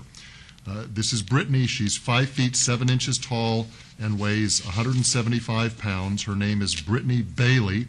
She has brown eyes and dark brown hair. She was last seen at Westcare on Duncan and Rancho. She has 2 vertical lines branded on her upper left arm. If you know where Brittany is, please contact Nevada Child Seekers at 458-7009 or Las Vegas Metro Missing Persons Unit at 828-3111. Information about Brittany and other missing children can be found at Nevada Child Seekers website, which is www.nevadachildseekers.org. Thank you. Thank you. And I would just like to reiterate what Councilman Barlow said. There are 3 things that Americans have the privilege of participating in. One is jury service, and a lot of people, which is beyond me, try to avoid that. It's a wonderful experience serving your country that way, going to the military and serving your country that way. And the third, of course, is to be able to vote in a free society, which is a privilege that we enjoy here. And all you have to do is look around the rest of the world, particularly what's happening in the Middle East, and see how lucky we are that we can go to the polls. So everybody should vote early or at the regular appointed time of the election. Thank you. Well, I was going to say early and often, but I'd be accused of perhaps influencing the election. Okay, meeting adjourned. Thank you, Mayor.